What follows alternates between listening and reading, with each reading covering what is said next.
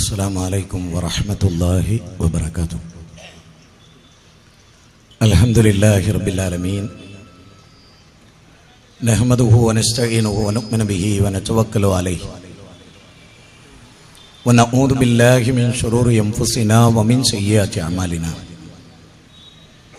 من يهده الله فلا مضل له ومن يضلل فلا هادي له. أشهد أن لا إله إلا الله وحده لا شريك له، وأشهد أن محمدا عبده ورسوله أرسله بالهدى ودين الحق ليظهره على الدين كله ولو كره المشركون. اللهم صل على محمد وعلى آل محمد كما صليت على إبراهيم وعلى آل إبراهيم إنك حميد مجيد. اللهم بارك على محمد وعلى آل محمد كما باركت على إبراهيم وعلى آل إبراهيم إنك حميد مجيد. أما بعد، فإن خير الحديث كتاب الله، وخير السنن سنن محمد صلى الله عليه وسلم، وشر الأمور محدثاتها، وكل محدثة بدعة، وكل بدعة ضلالة، وكل ضلالة في النار. اتقوا الله عباد الله، أوصيكم وإياي أولا بتقوى الله. رب اشرح لي صدري ويسر لي أمري واحلل عقدة من لساني يفقهوا قولي. ഈ മഹത്തായ ബഹുജന സംഗമത്തിലെ ആദരണീയനായ അധ്യക്ഷൻ, എൻ്റെ പ്രിയങ്കരനായ സഹപ്രവർത്തകൻ CP സലീം സാഹിബ് അവർകളെ, വേദിയിൽ ഉപവിഷ്ടരായിട്ടുള്ള വ്യത്യസ്ത സാമൂഹിക സംഘടനകളെ, സാംസ്കാരിക സംഘടനകളെ, വിദ്യാഭ്യാസ സംഘടനകളെ, രാഷ്ട്രീയ സംഘടനകളെ പ്രതിനിധീകരിച്ചുകൊണ്ട് പങ്കെടുത്ത ആദരണീയരായ അതിഥികളെ, കണ്ണൂർ ശ്രദ്ധേയമായ ഈ ടൗൺ സ്ക്വയറിൽ വളരെ പ്രാധാന്യമർഹിക്കുന്ന പ്രസക്തമായ, ഒട്ടും സാഹചര്യത്തിന്റെ അല്ലെങ്കിൽ ഈ സാഹചര്യത്തിൽ അതനുയോജ്യമല്ല എന്ന് പറയാൻ പറ്റാത്ത നല്ല ഒരു ഇടപെടൽ എന്നെല്ലാവരും അംഗീകരിക്കുന്ന ഒരു പ്രോഗ്രാമിലാണ് നമ്മൾ. ജനുവരി 27-ന് കണ്ണൂർ ജില്ലയിലെ തലശ്ശേരിക്കടുത്തുള്ള, പെരിങ്ങത്തൂരിനടുത്തുള്ള പാനൂർ വഴി എലാങ്കോട് വഴി കയറി വന്നാൽ കടവത്തൂർ എന്ന് പറയുന്ന ഒരു സ്ഥലമുണ്ട്. അവിടെ വെച്ചുകൊണ്ട് കണ്ണൂർ ജില്ലയുടെ ഹദീസ് സെമിനാർ, പ്രവാചക വചനങ്ങളെ സംബന്ധിച്ചുള്ള കുലങ്കഷമായ പഠന മനന നിരീക്ഷണ സെമിനാർ സംഘടിപ്പിക്കപ്പെടുന്നുണ്ട്. ആ സെമിനാറിന്റെ ഭാഗമായി കണ്ണൂർ ജില്ലയുടെ വിവിധ ഭാഗങ്ങളിൽ വിവിധ പ്രോഗ്രാമുകൾ നടന്നിട്ടുണ്ട്. 2-3 പ്രോഗ്രാമിൽ എനിക്ക് പങ്കെടുക്കാൻ അവസരം ഉണ്ടായിട്ടുണ്ട്. 4ാമത്തെ പ്രോഗ്രാമാണ് ഹദീസ് സെമിനാറിന്റെ ഭാഗമായിട്ടുള്ള 4ാമത്തെ പ്രോഗ്രാം. ഒരു സന്ദർഭത്തെയും കൂടെ മുന്നിൽ വെച്ചുകൊണ്ടായി എന്നത് ഏറെ സവിശേഷം അറിയിക്കുന്ന ഒരു കാര്യമാണ്. മഹചരിതമാല, ശ്രീനാരായണ ഗുരുവിന്റെ ചരിത്രം ഉൾക്കൊള്ളുന്ന മഹചരിതമാല 141 പുസ്തകങ്ങൾ ചെറുത് ഇറക്കിയിട്ടുണ്ട് കേരളത്തിലെ. ശ്രീനാരായണ ഗുരുവിനെ ഇഷ്ടപ്പെടുന്നവർ, അദ്ദേഹത്തിന്റെ സാമുദായിക ഉദ്ദീപനത്തെ, സമുദായത്തെ ഉദ്ധരിക്കുന്നതിന്റെ ഭാഗമായി അദ്ദേഹം നടത്തിയിട്ടുള്ള ഇടപെടലുകളെ ഒക്കെ സൂചിപ്പിക്കുന്ന ഒരു പുസ്തകം. അതിൽ ശ്രീനാരായണ ഗുരു ഒരു കല്യാണത്തെ പ്രശംസിക്കുന്നുണ്ട്. മാത്രവുമല്ല, ആ കല്യാണം ഞാൻ ഇഷ്ടപ്പെടുന്നു എന്നും പറയുന്നുണ്ട്. ആ കല്യാണം പോലെ ആവണം കേരളീയരുടെ കല്യാണം എന്നും അദ്ദേഹം അഭിപ്രായപ്പെടുന്നുണ്ട്. ഏതായിരുന്നു ആ കല്യാണം? ഒന്നുകൂടെ പറയാം ഞാൻ. ശ്രീനാരായണ ഗുരു ഒരു ജാതി, ഒരു മതം, ഒരു ദൈവം, മനുഷ്യന് എന്ന് പറയേണ്ടി വന്ന ശ്രീനാരായണ ഗുരു ശാരദ പ്രതിഷ്ഠ നടത്തി, കണ്ണാടി പ്രതിഷ്ഠിച്ചു, ഈഴവ ശിവനെ പ്രതിഷ്ഠിച്ചു. എല്ലാ പ്രതിസന്ധികളെയും തരണം ചെയ്തുകൊണ്ട് ശ്രീനാരായണ ഗുരു കേരളത്തിൽ ഒരു സംഭവമായി. ശ്രീനാരായണ ഗുരു എന്ന വ്യക്തിയെ ഏത് രൂപത്തിൽ നമുക്ക് എടുക്കാം, വിമർശനാത്മകമായി എടുക്കാം. അദ്ദേഹത്തിന്റെ പരിവർത്തന ചിന്തകളെ നമുക്ക് എല്ലാവർക്കും താലോലിക്കാം. അത് മാത്രമാണ് ഉന്നതം എന്ന് ചിലർക്കൊക്കെ പറയാം. ശ്രീനാരായണ ഗുരു ഒരു കല്യാണത്തെ പ്രശംസിക്കുകയും ആ കല്യാണമാണ് എനിക്ക് ഇഷ്ടമെന്ന് പറയുകയും ആ കല്യാണം പോലെ ആകണം കേരളത്തിലെ എല്ലാ മതവിഭാഗങ്ങളുടെ കല്യാണമെന്നും ശ്രീനാരായണ ഗുരു പറയും. ഒരു പെണ്ണിന്റെ ജീവിതത്തിലെ ഏറ്റവും വലിയ പ്രതീക്ഷയാണല്ലോ വിവാഹം എന്ന് പറയുന്നത്. ഒരു പുരുഷൻ വിവാഹിതനാവുകയാണ്, ഒരു സ്ത്രീ ജീവിതത്തിലേക്ക് കടന്നു വരികയാണ്. പിതാ രക്ഷിതി കൗമാരെ ഭർത്രോ രക്ഷിതി യൗവനെ പുത്രോ രക്ഷിതി വാർദ്ധക്യേ രക്ഷന്തിസ്തവരെ പുത്ര ന സ്ത്രീ സ്വാതന്ത്ര്യമർഹിതി. ഞാനിവിടെ അവതരിപ്പിക്കുന്ന, എനിക്ക് വിഷയം തന്നിട്ടുണ്ട് ഇതിന്റെ സംഘാടകർ. പ്രവാചകന്റെ മാതൃക അനുധാവനം എന്നിടത്താണ് എന്റെ വിഷയം കേന്ദ്രീകരിക്കുക. ആരാണ് മുഹമ്മദ് നബി അറിയാൻ ആഗ്രഹമുണ്ട് എല്ലാവർക്കും. ഡെൻമാർക്കിലെ, സ്വീഡനിലെ പത്രങ്ങൾ പ്രചരിപ്പിക്കുന്ന യുദ്ധക്കൊതിയനായ ആയുധധാരിയായ ഒരാളായിരുന്നോ മുഹമ്മദ് നബി സല്ലല്ലാഹു അലൈഹി വസല്ലം? അല്ല. ശ്രീനാരായണ ഗുരു തന്നെ പറഞ്ഞ പോലെ കരുണാവാൻ നബി, മണിമുക്ത രത്നമോ എന്ന ആളായിരുന്നോ പ്രവാചകൻ? അല്ല. കൃഷ്ണദ്വൈപായന വേദവ്യാസൻ ഭവിഷ്യൽ പുരാണത്തിൽ പറഞ്ഞ ഏതസ്മിൻ നന്ദരേ മ്ലേച്ഛാചാര്യണ സമുന്നിത മഹാമത് ഇതിക്കാത ശിഷ്യശാഖാ സമുന്നിതം എന്ന് പറഞ്ഞ ആ പ്രവാചകനാണോ? അതല്ല. ദ 100 ബൈ മൈക്കൽ ചാർട്ടിൽ chapter 1 prophet Muhammad in most influence അല്ലെങ്കിൽ ഹിസ്റ്റോറിക്കൽ പേഴ്സണാലിറ്റി എന്നൊക്കെ പറയുന്ന ആ പ്രവാചകൻ ഒരുപാട് സ്ത്രീകളെ കല്യാണം കഴിച്ച സ്ത്രീലമ്പടൻ, സൈനബയുടെ സൗന്ദര്യം കണ്ട് മതിമറന്നു പോയ ആള്, ഇങ്ങനൊക്കെ പ്രവാചകനെ വിലയിരുത്തുന്നവർ, അനുകൂലിക്കുന്നവരും പ്രതികൂലിക്കുന്നവരും. കണ്ണൂർ ടൗൺ സ്ക്വയറിൽ എന്റെ പ്രസംഗം കേൾക്കുന്ന എല്ലാവരോടും നിങ്ങളുടെ മാതൃകായോഗ്യനായ നേതാവിനെയാണ് നിങ്ങൾ ചീത്ത പറയുന്നത്. അതുകൊണ്ട് ശ്രീനാരായണ ഗുരു ഒരു കല്യാണം ഇഷ്ടപ്പെട്ടു, അങ്ങനെ വേണമെന്ന് പറഞ്ഞു, എനിക്കത് ഇഷ്ടമാണെന്ന് പറഞ്ഞു. ഫാത്തിമ ബീവിയുടെ കല്യാണമായിരുന്നു അത്. ഫാത്തിമ ആരാണ്? എന്റെ മകൾ ഫാത്തിമയാണ് കട്ടതെങ്കിലും എന്റെ ജീവന്റെ ജീവനാണ് അവൾ. എന്റെ കരളാണ്, എന്റെ ചക്കരയാണ്, എന്റെ പൊന്നാണ്. പ്രവാചകന്റെ വീട്ടിന്റെ അപ്പുറത്ത് ഫാത്തിമ ബീവിയുടെ വീടുണ്ടായിരുന്നു. അവിടെ ഒരു ചെറിയ തുണി കൊണ്ടൊരു കർട്ടൻ, അല്ല ഒരു ജനൽ, ഒരു ചെറിയ ഒരു ഡോർ. എന്തിനാ അത്? അതുപോലെ പ്രവാചകന്റെ വീട്ടിൽ ഒരു ചെറിയ വിരി, അതിങ്ങനെ പൊന്തിച്ചാൽ ഫാത്തിമ അവിടെ ഉണ്ടോന്ന് കാണാം. പലതവണ നബി ആ വിരി ഇങ്ങനെ പൊക്കണ സമയത്ത് ഫാത്തിമ ഉണ്ടാവും അവിടെ നിന്ന് പൊക്കണ്. ഒരേ സമയം വാപ്പാക്ക് മകളെ കാണാൻ മോഹം, മകൾക്ക് വാപ്പാനെ കാണാൻ മോഹം. അത്ര ഇഷ്ടം. അസർ നമസ്കാരം കഴിഞ്ഞാൽ ഫാത്തിമനെ കാണണം തിരുദൂതർക്ക്, അതുപോലെ അബ്ദുള്ളയെ കാണണം തിരുദൂതർക്ക്, ഇബ്രാഹിമിനെ കാണണം തിരുദൂതർക്ക്. അങ്ങനെയൊക്കെ ആയിരുന്നു ആ പ്രവാചകൻ. അറിയാതെ പോയ നമ്മുടെ പ്രവാചകൻ, കാരുണ്യത്തിന്റെ തിരുദൂതർ, നീതിയുടെ കാവലാൾ, സ്ത്രീ വിമോചകൻ. ഇന്നലെയും മെനയാന്നും തലേന്നും കേരളത്തിലുണ്ടായ സകല പ്രശ്നങ്ങളിലും മനുഷ്യർ എന്തൊരു മാതൃക സ്വീകരിക്കണമെന്ന് കൃത്യമായി ഉണ്ടായത് 2019 ജനുവരി 1, 2, 3 തീയതികളിലാണ്. പക്ഷെ 1400 വർഷങ്ങൾക്ക് മുമ്പ് ജനുവരി 1, 2, 3 തീയതികളിൽ ഉണ്ടായതിനെ കുറിച്ച് അങ്ങനെയാണോ വേണ്ടത് എന്ന് അന്ന് പഠിപ്പിച്ചു ആ ആചാര്യൻ. ഒന്നൊഴിയാതെ പഠിക്കേണ്ടതാണ്. പ്രവാചകൻ എന്ന സാഗരത്തെ തൊട്ടറിയാൻ നമുക്ക് അവസരം ഉണ്ടായിട്ടില്ല.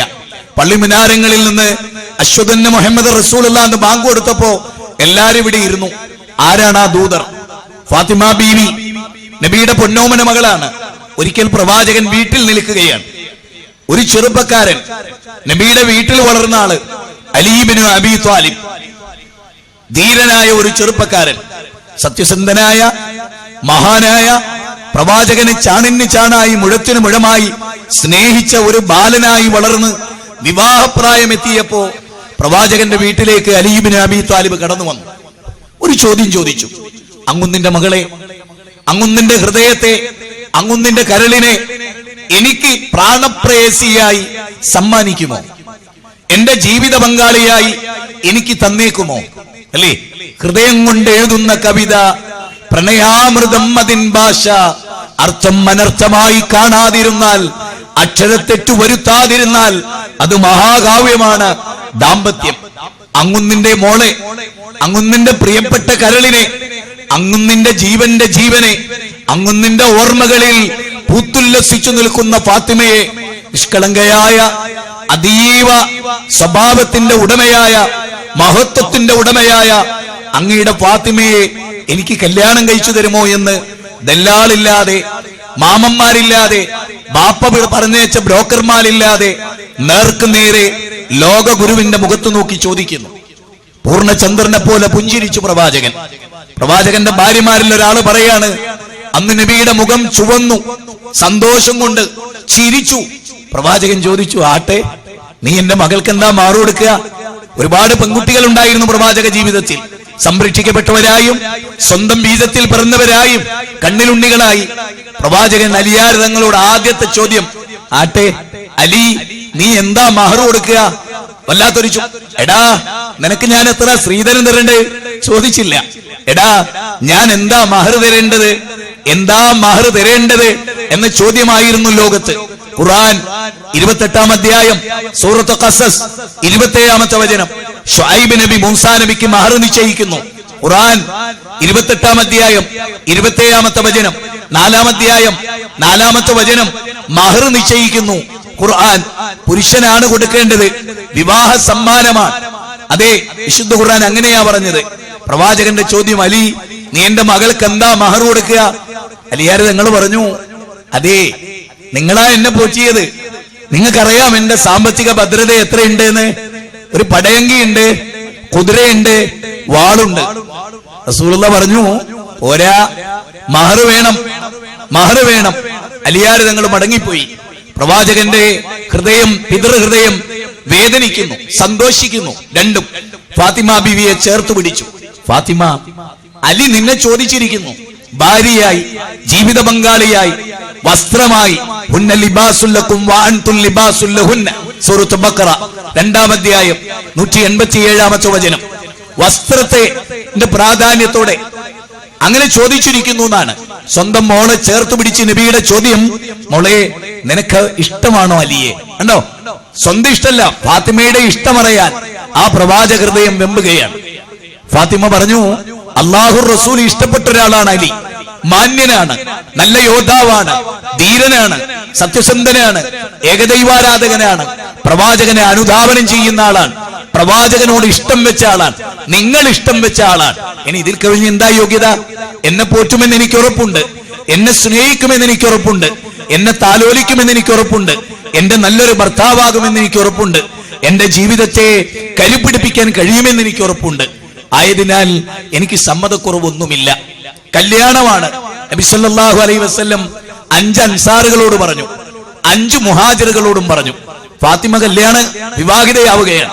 5 അൻസാറുകൾ, 5 മുഹാജിറുകൾ.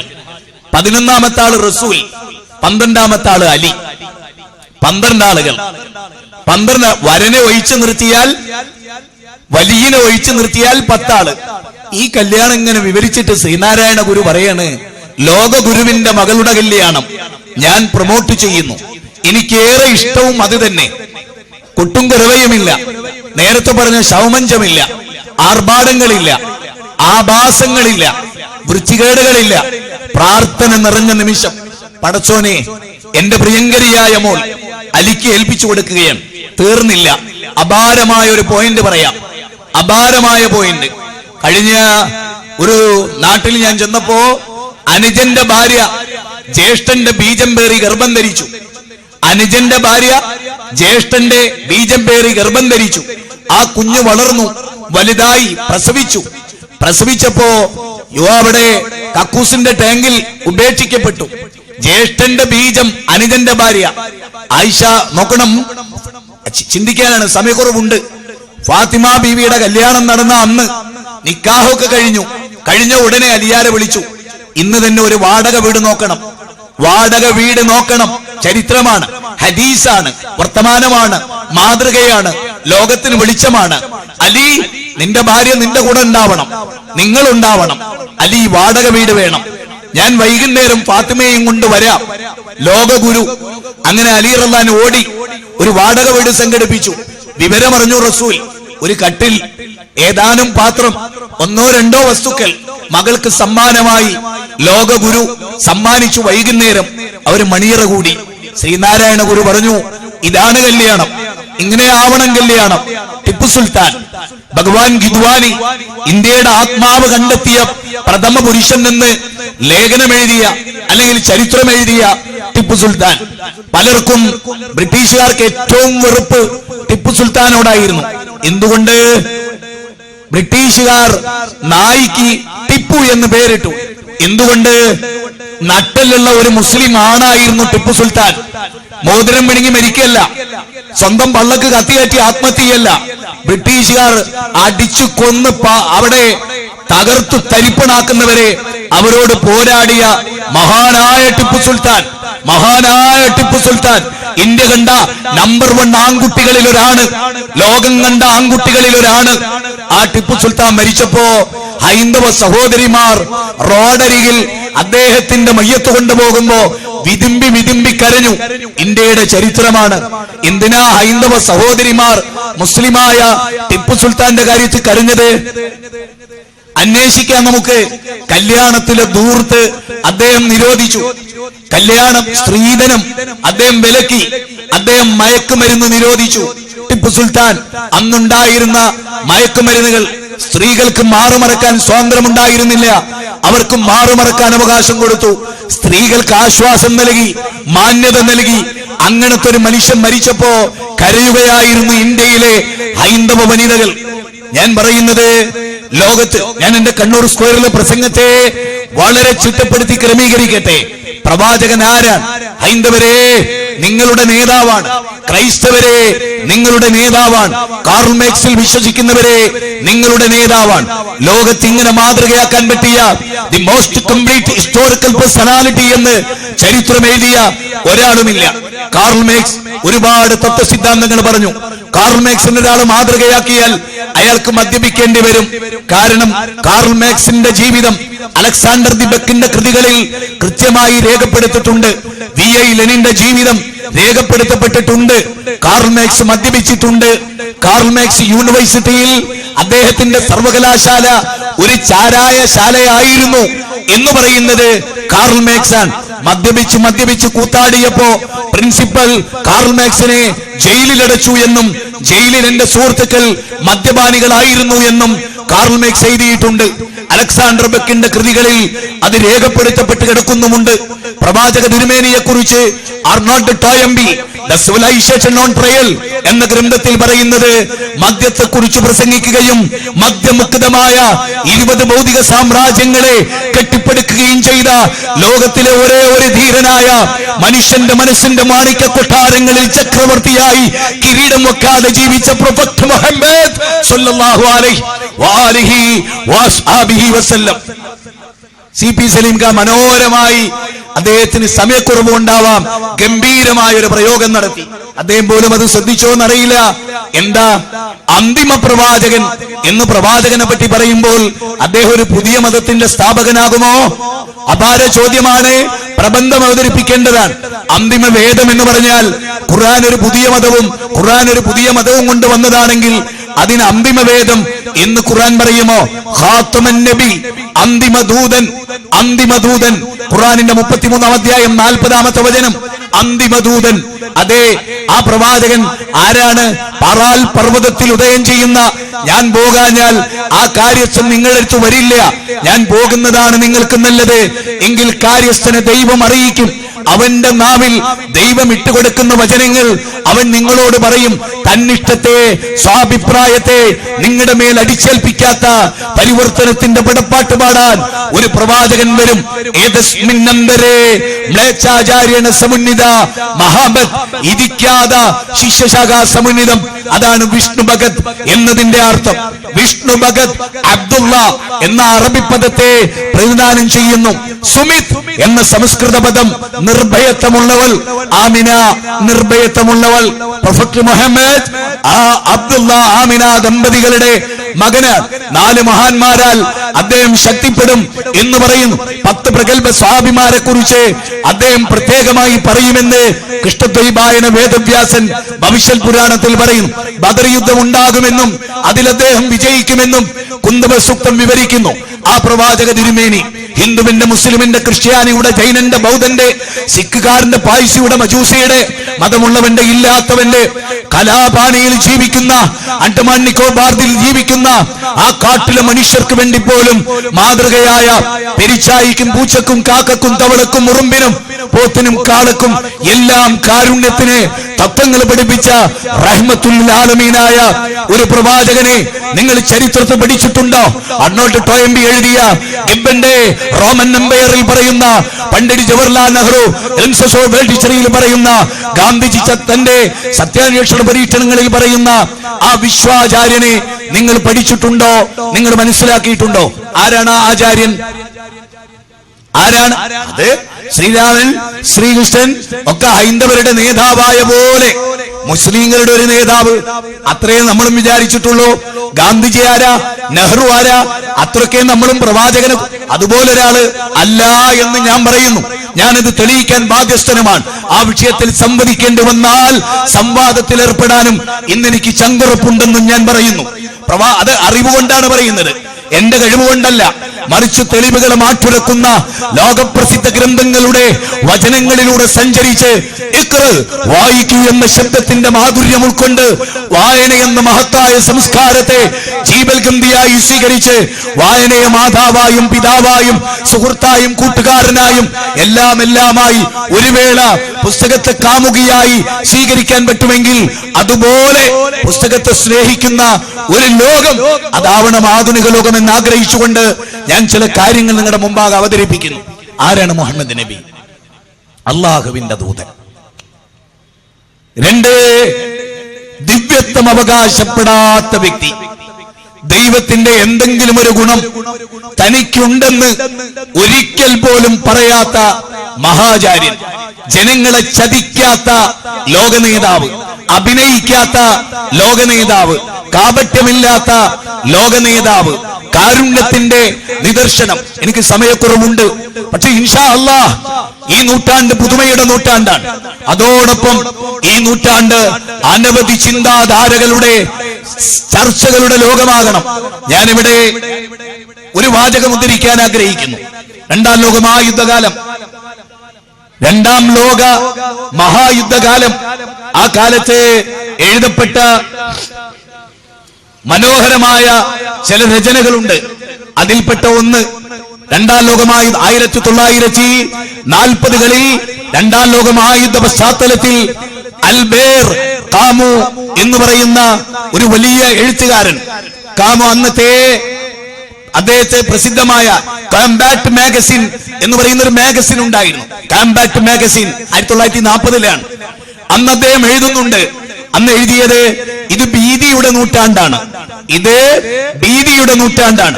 മനുഷ്യനും തമ്മിലുള്ള പാരസ്പര്യവും ആശയ സംവാദവും അതിന്റെ സാധ്യതകളും എല്ലാം അവസാനിച്ചു പോകുന്ന നൂറ്റാണ്ട്. തോബോൽക്കർ അതാണ്, പൽസാരെ അതാണ്, ഗൗരി ലങ്കേഷ് അതാണ്, ഹരീഷിന്റെ മീശ അതാണ്. അഭിപ്രായം പറയാൻ സ്വാതന്ത്ര്യമില്ലാത്ത നാട്, എല്ലാവരും ഒരേപോലെ ആകണമെന്ന നാട്. ഞാൻ ചിന്തിക്കുന്ന വിവരക്കേടൊക്കെ ലോകത്തിലെ 715 കോടി മനുഷ്യർ ചിന്തിക്കണമെന്ന് വിചാരിക്കുന്ന നാട്. ബ്രിട്ടീഷ് മുൻ പ്രധാനമന്ത്രിയായ വിൻസ്റ്റൺ ചർച്ചിൽ ലോകത്തോട് വിളിച്ചു പറഞ്ഞൊരു വാചകം ഞാൻ ഇത്തരുണത്തിൽ ഓർമ്മപ്പെടുത്തുകയാണ്. വിൻസ്റ്റൺ ചർച്ചിൽ പറഞ്ഞു, ഒരു രാജ്യം 100 കോടി മനുഷ്യർ അല്ലെ 1 ലക്ഷം മനുഷ്യർ ഉണ്ടെന്ന് വിചാരിക്കൂ. ഒരു രാജ്യം, ആ രാജ്യത്തെ 100 കോടി മനുഷ്യർ, അതിൽ ഒരാളൊഴികെ ബാക്കി എല്ലാവരും, ഒറ്റ ആളൊഴികെ ബാക്കി എല്ലാവരും ഒരു അഭിപ്രായം പറഞ്ഞു. അയാൾ മാത്രം അതിന് എതിര് പറഞ്ഞു. ആരാ പറയുന്നത്? ബ്രിട്ടീഷ് പ്രധാനമന്ത്രിയായ വിൻസ്റ്റൺ ചർച്ചിലിന്റെ വാക്കാണ് പറയുന്നത്. ബ്രിട്ടീഷ് പ്രധാനമന്ത്രിയായ വിൻസ്റ്റൺ ചർച്ചിലിന്റെ വാക്കുകളെ കുറിച്ചാണ് പറയുന്നത്. അദ്ദേഹം പറയുന്നത് അറിയോ? ഒരു നാട്ടിൽ 1 ലക്ഷം ആളുണ്ട്, വേണ്ട ഇന്ത്യ എടുക്കുക, 130 കോടി മനുഷ്യരുടെ ഇന്ത്യയില് മുജാഹിദ് ബാലുശ്ശേരി എന്ന ഞാൻ ഒഴികെ ബാക്കിയുള്ള എല്ലാ ഇന്ത്യക്കാരും ഒരേ അഭിപ്രായം. എളുപ്പത്തിൽ മനസ്സിലായിട്ടോ അത് പറയുന്നത്? ഇന്ത്യ എന്ന് പറയുന്ന 130 കോടി മനുഷ്യരുടെ രാജ്യത്ത് ഈ ഉള്ളവൻ ഒഴികെ ബാക്കി എല്ലാവരും ഒരേ അഭിപ്രായം. ഞാൻ എഴുന്നേറ്റുന്നു, ആ ബാക്കിയുള്ള കോടിക്കണക്കിന് മനുഷ്യരോട് എനിക്ക് അഭിപ്രായത്തോട് വിയോജിപ്പുണ്ട്. വിൻസ്റ്റൺ ചർച്ചിൽ പറയാണ്, അത് പറയാൻ അയാൾ എഴുന്നേറ്റ് നിൽക്കുമ്പോ എല്ലാരും സൈലന്റ് ആയിട്ട് അയാളുടെ അഭിപ്രായം കേൾക്കുന്നുവെങ്കിൽ ആ രാജ്യത്തിന് മാത്രമാണ് സ്വാതന്ത്ര്യം എന്ന് ഞാൻ പറയുന്നത്. ലോകത്ത് ഇന്ന് ഇന്ത്യ ഒരുപാട് ഓർക്കേണ്ട ഒരു എന്താ പറഞ്ഞത്, കണ്ണൂർ ജില്ലയിലെ മുഴുവൻ മനുഷ്യന്മാർ ഒരുമിച്ച് കൂടിയൊരു മൈതാനത്ത് എല്ലാരും ഒരു കാര്യത്തിൽ ഒറ്റ അഭിപ്രായം, എല്ലാരും അതിനോട് യോജിച്ചു. ഒരാൾ ആ സദസ്സിൽ നിന്ന് എഴുന്നേറ്റു, എനിക്കിതിനോട് വിയോജിപ്പുണ്ട് കാരണം ഇരടാ അവിടെ. കണ്ണൂർ ജില്ലയിലെ മുഴുവൻ ആളുകളും ഒന്നിച്ച കാര്യത്തിൽ അഭിപ്രായം പറയും, ഇയാരടാ ഇരടാ അവിടെ എന്ന് പറഞ്ഞാൽ ഈ രാജ്യത്തിന് സ്വാതന്ത്ര്യമില്ല, ഈ രാജ്യം സ്വതന്ത്രമായിട്ടില്ല. ആ വാചകം വെച്ചൊരു പുസ്തകം ആരെങ്കിലും എഴുതിയാൽ നന്ന് അഭിപ്രായം ഉണ്ട് എനിക്ക്, പ്രത്യേകിച്ച് ഇന്നത്തെ കേരളത്തിൽ, ഇന്നത്തെ ഇന്ത്യയിൽ. സത്യത്തിൽ നമ്മൾ ചില കാര്യങ്ങൾ വളരെ ഗൗരവമായിട്ട് ഓർക്കണം. ഞാനിത് പറയുമെന്നറിയോ, ഈ കോമ്പാക്ട് മാഗസിൻ നിന്നുള്ള ഉദ്ധരണി പറഞ്ഞ അതുകൊണ്ടാണ്. അതായത് അഭിപ്രായം പറയാൻ സ്വാതന്ത്ര്യമില്ല. അങ്ങനെ ഒരു ബദർ യുദ്ധത്തിന് പ്രവാചകൻ ഒരു സ്ഥലം തിരഞ്ഞെടുത്തു. ഒരു ഭൃത്യൻ പ്രവാചകന്റെ ഒരു അനുയായി നേരിട്ട് വന്നിട്ട് കുറച്ചൊരു പ്രയാസത്തോടെ, പ്രവാചകൻ എന്ത് വിചാരിക്കുന്നു അറിയില്ല, അല്ല അങ്ങൊന്ന് ഈ സ്ഥലം തിരഞ്ഞെടുത്തത് ദൈവകൽപ്പന കൊണ്ടാണോ? എന്നാ തെറ്റൂല. അതല്ല ആമിനയുടെയും അബ്ദുള്ളയുടെയും മകനെന്ന നിലക്ക് പേഴ്സണൽ അഭിപ്രായമാണോ എന്നൊരു ചോദ്യമാണ്. ആ ചോദ്യത്തിന് പ്രവാചകൻ പറഞ്ഞു, എന്തേ ഒന്നുമില്ല, ദൈവത്തിന്റെ അഭിപ്രായമാണെങ്കിൽ ദാറ്റ്സ് ഓൾ. ഇനി വർത്താനില്ല, കാരണം ദൈവത്തിനെ നിഗൂഢതകൾ അറിയും, എനിക്കതറിയില്ല. പക്ഷേ ആമിന അബ്ദുള്ള ദമ്പതികളുടെ ഒരു മകനെന്ന നിലക്കാണെങ്കിൽ എനിക്ക് അഭിപ്രായ വ്യത്യാസമുണ്ട്, ഈ സ്ഥലം പോരാ. നീ ആരടാ എന്നെ ചോദ്യം ചെയ്യാൻ ചോദിച്ചില്ല, നീ ആരടാന്ന് ചോദിച്ചില്ല. ആഹാ അങ്ങനെ ഉണ്ടല്ലേ, ആവാം, അങ്ങോട്ട് മാറ്റാം, ലൊക്കേഷൻ മാറ്റാം. ഇതാണ് പ്രവാചകൻ. അൻതും അഅലമു ബിഉമൂരി ദുനിയാക്കും, നിങ്ങളുടെ ദുനിയാവിന്റെ കാര്യത്തിൽ എന്നേക്കാൾ അറിവുള്ളവർ നിങ്ങളാണ്.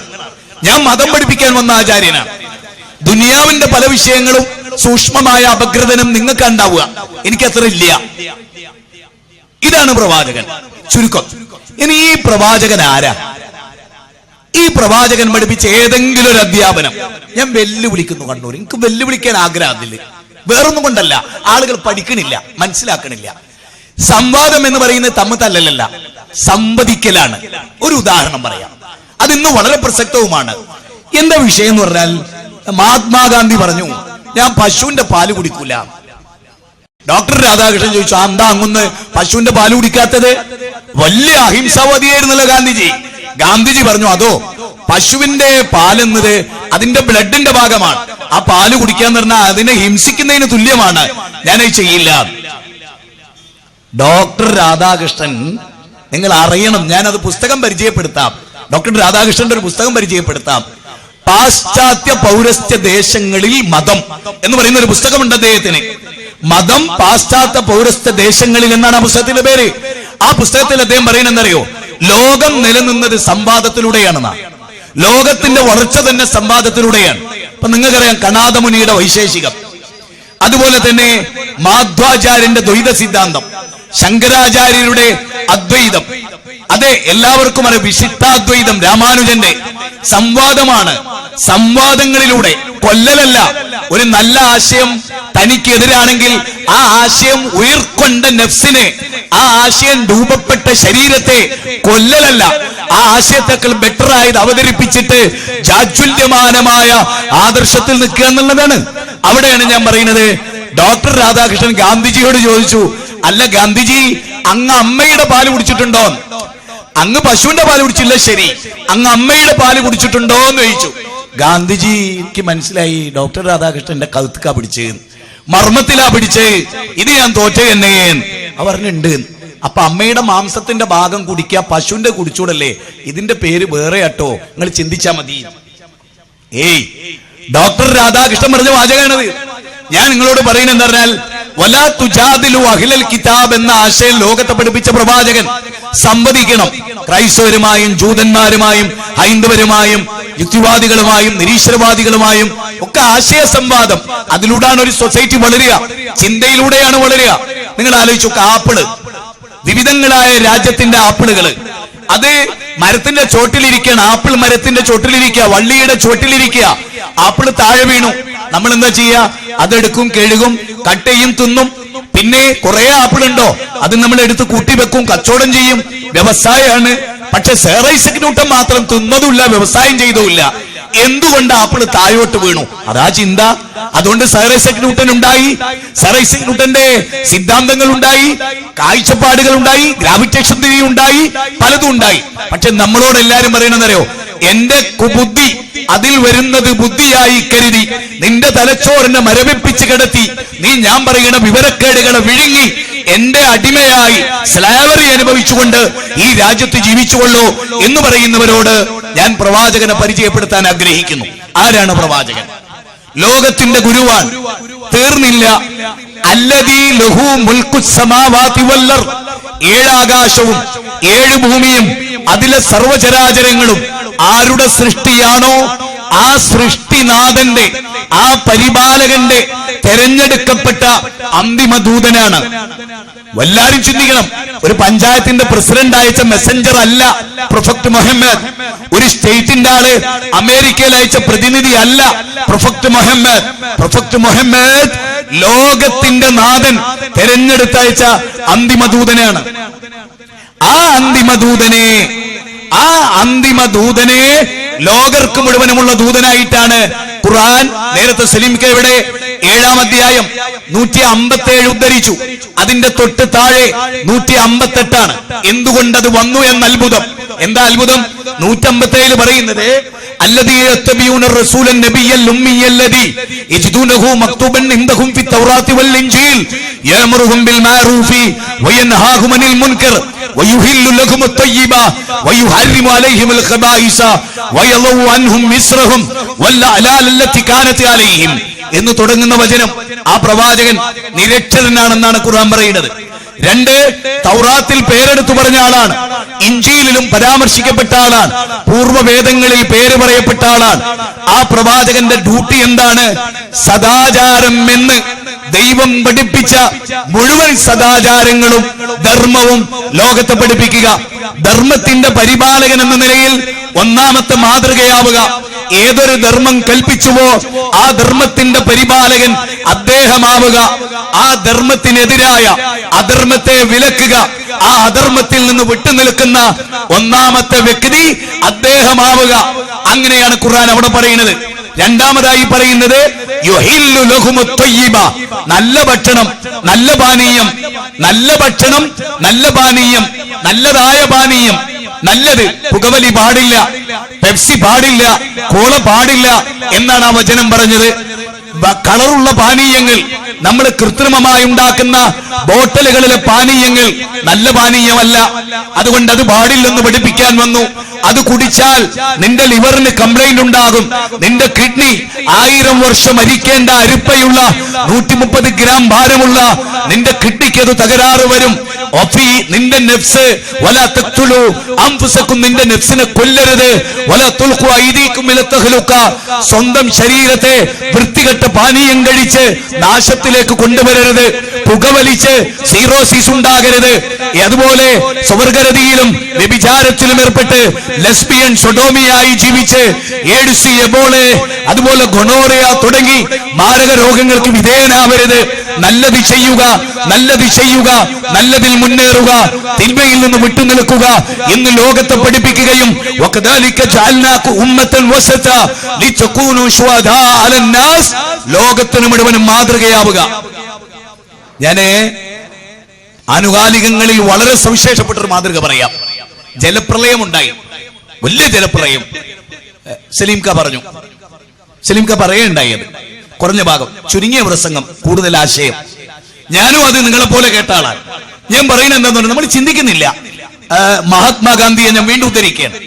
മഹാത്മാഗാന്ധി അദ്ദേഹത്തിന്റെ കട്ടിലിൽ കയറുകൊണ്ട് മടഞ്ഞ ഒരു കട്ടിലിൽ കിടക്കാറുണ്ടായിരുന്നു. പരിക്കൻ കട്ടിലിൽ കിടക്കാറുണ്ടായിരുന്നു അർദ്ധനഗ്നനായ നമ്മുടെ ഗാന്ധിജി.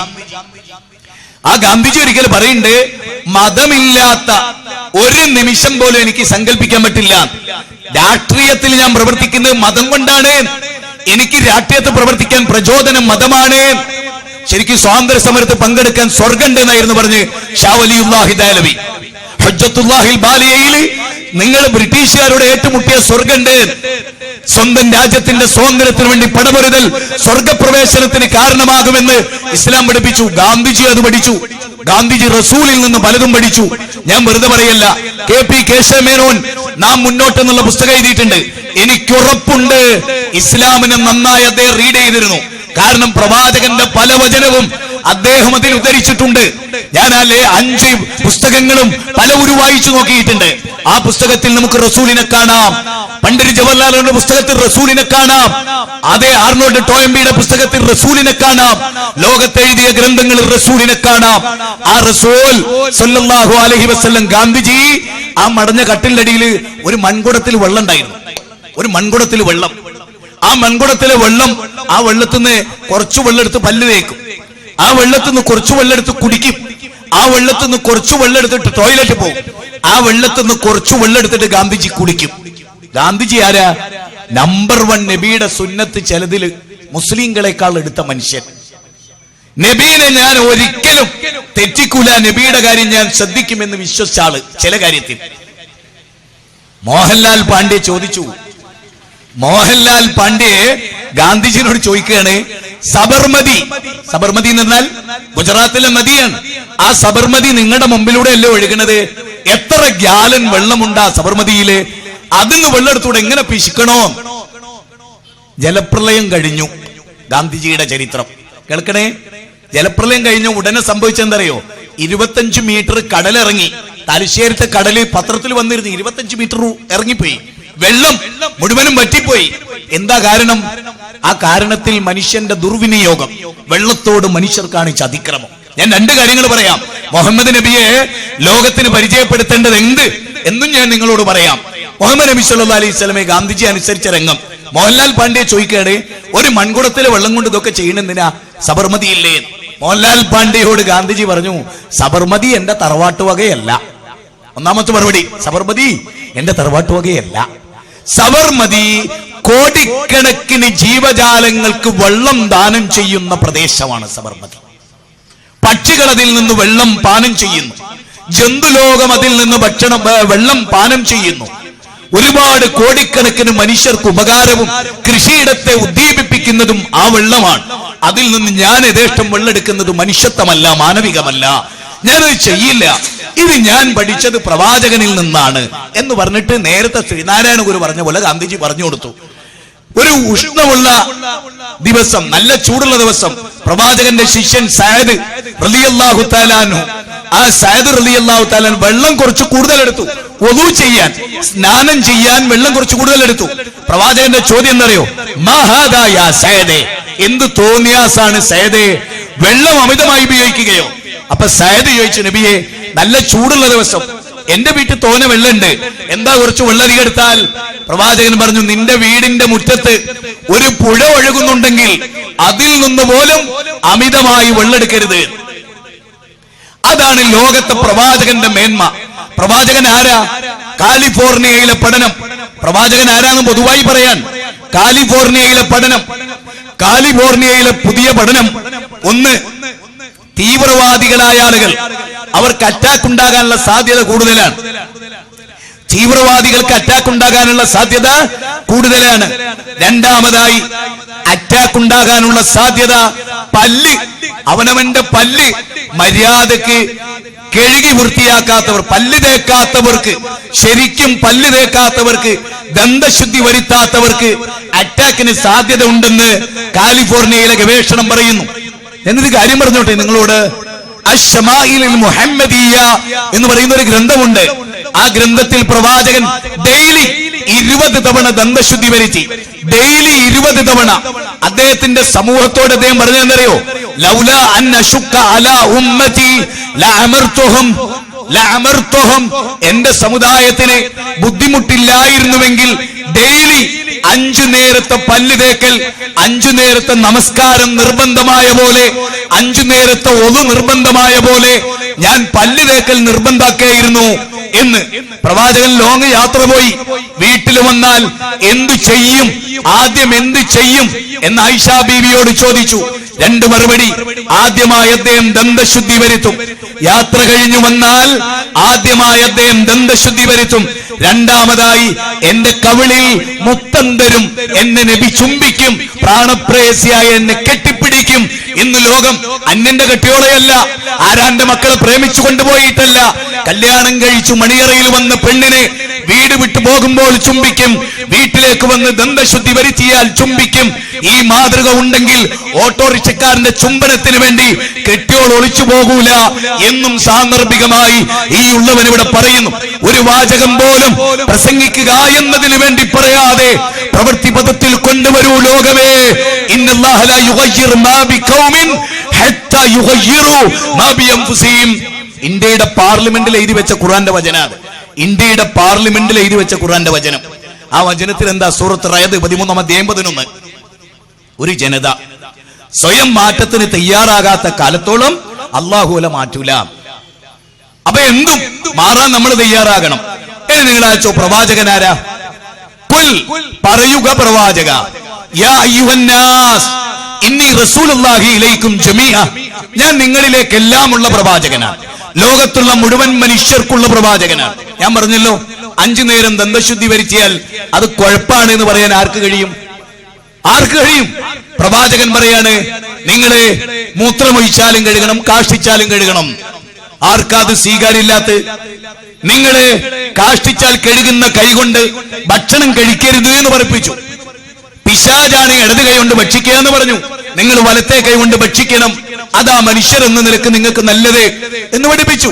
അത് ബാലേന്ദ്രന് പറ്റൂലേ? സുരേന്ദ്രന് പറ്റൂലേ? പറ്റും. ദേവദാസിന് പറ്റൂലേ? പറ്റും. നിങ്ങൾ വെള്ളം അല്പാൽപമായി കുടിക്കണമെന്ന് പറഞ്ഞു.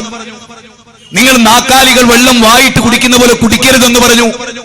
ബിസ്മി ചൊല്ലി കുടിക്കണമെന്ന് പറഞ്ഞു. വെള്ളം കുടിച്ചു കഴിഞ്ഞാൽ ദൈവത്തെ ഓർക്കണമെന്ന് പറഞ്ഞു. വെള്ളം കുടിക്കുമ്പോ ഇരുന്ന് കുടിക്കണമെന്ന് പറഞ്ഞു. ഈ ചെറിയ ബാലേന്ദ്രന് പറ്റൂലേ? സുരേന്ദ്രന് പറ്റൂലേ?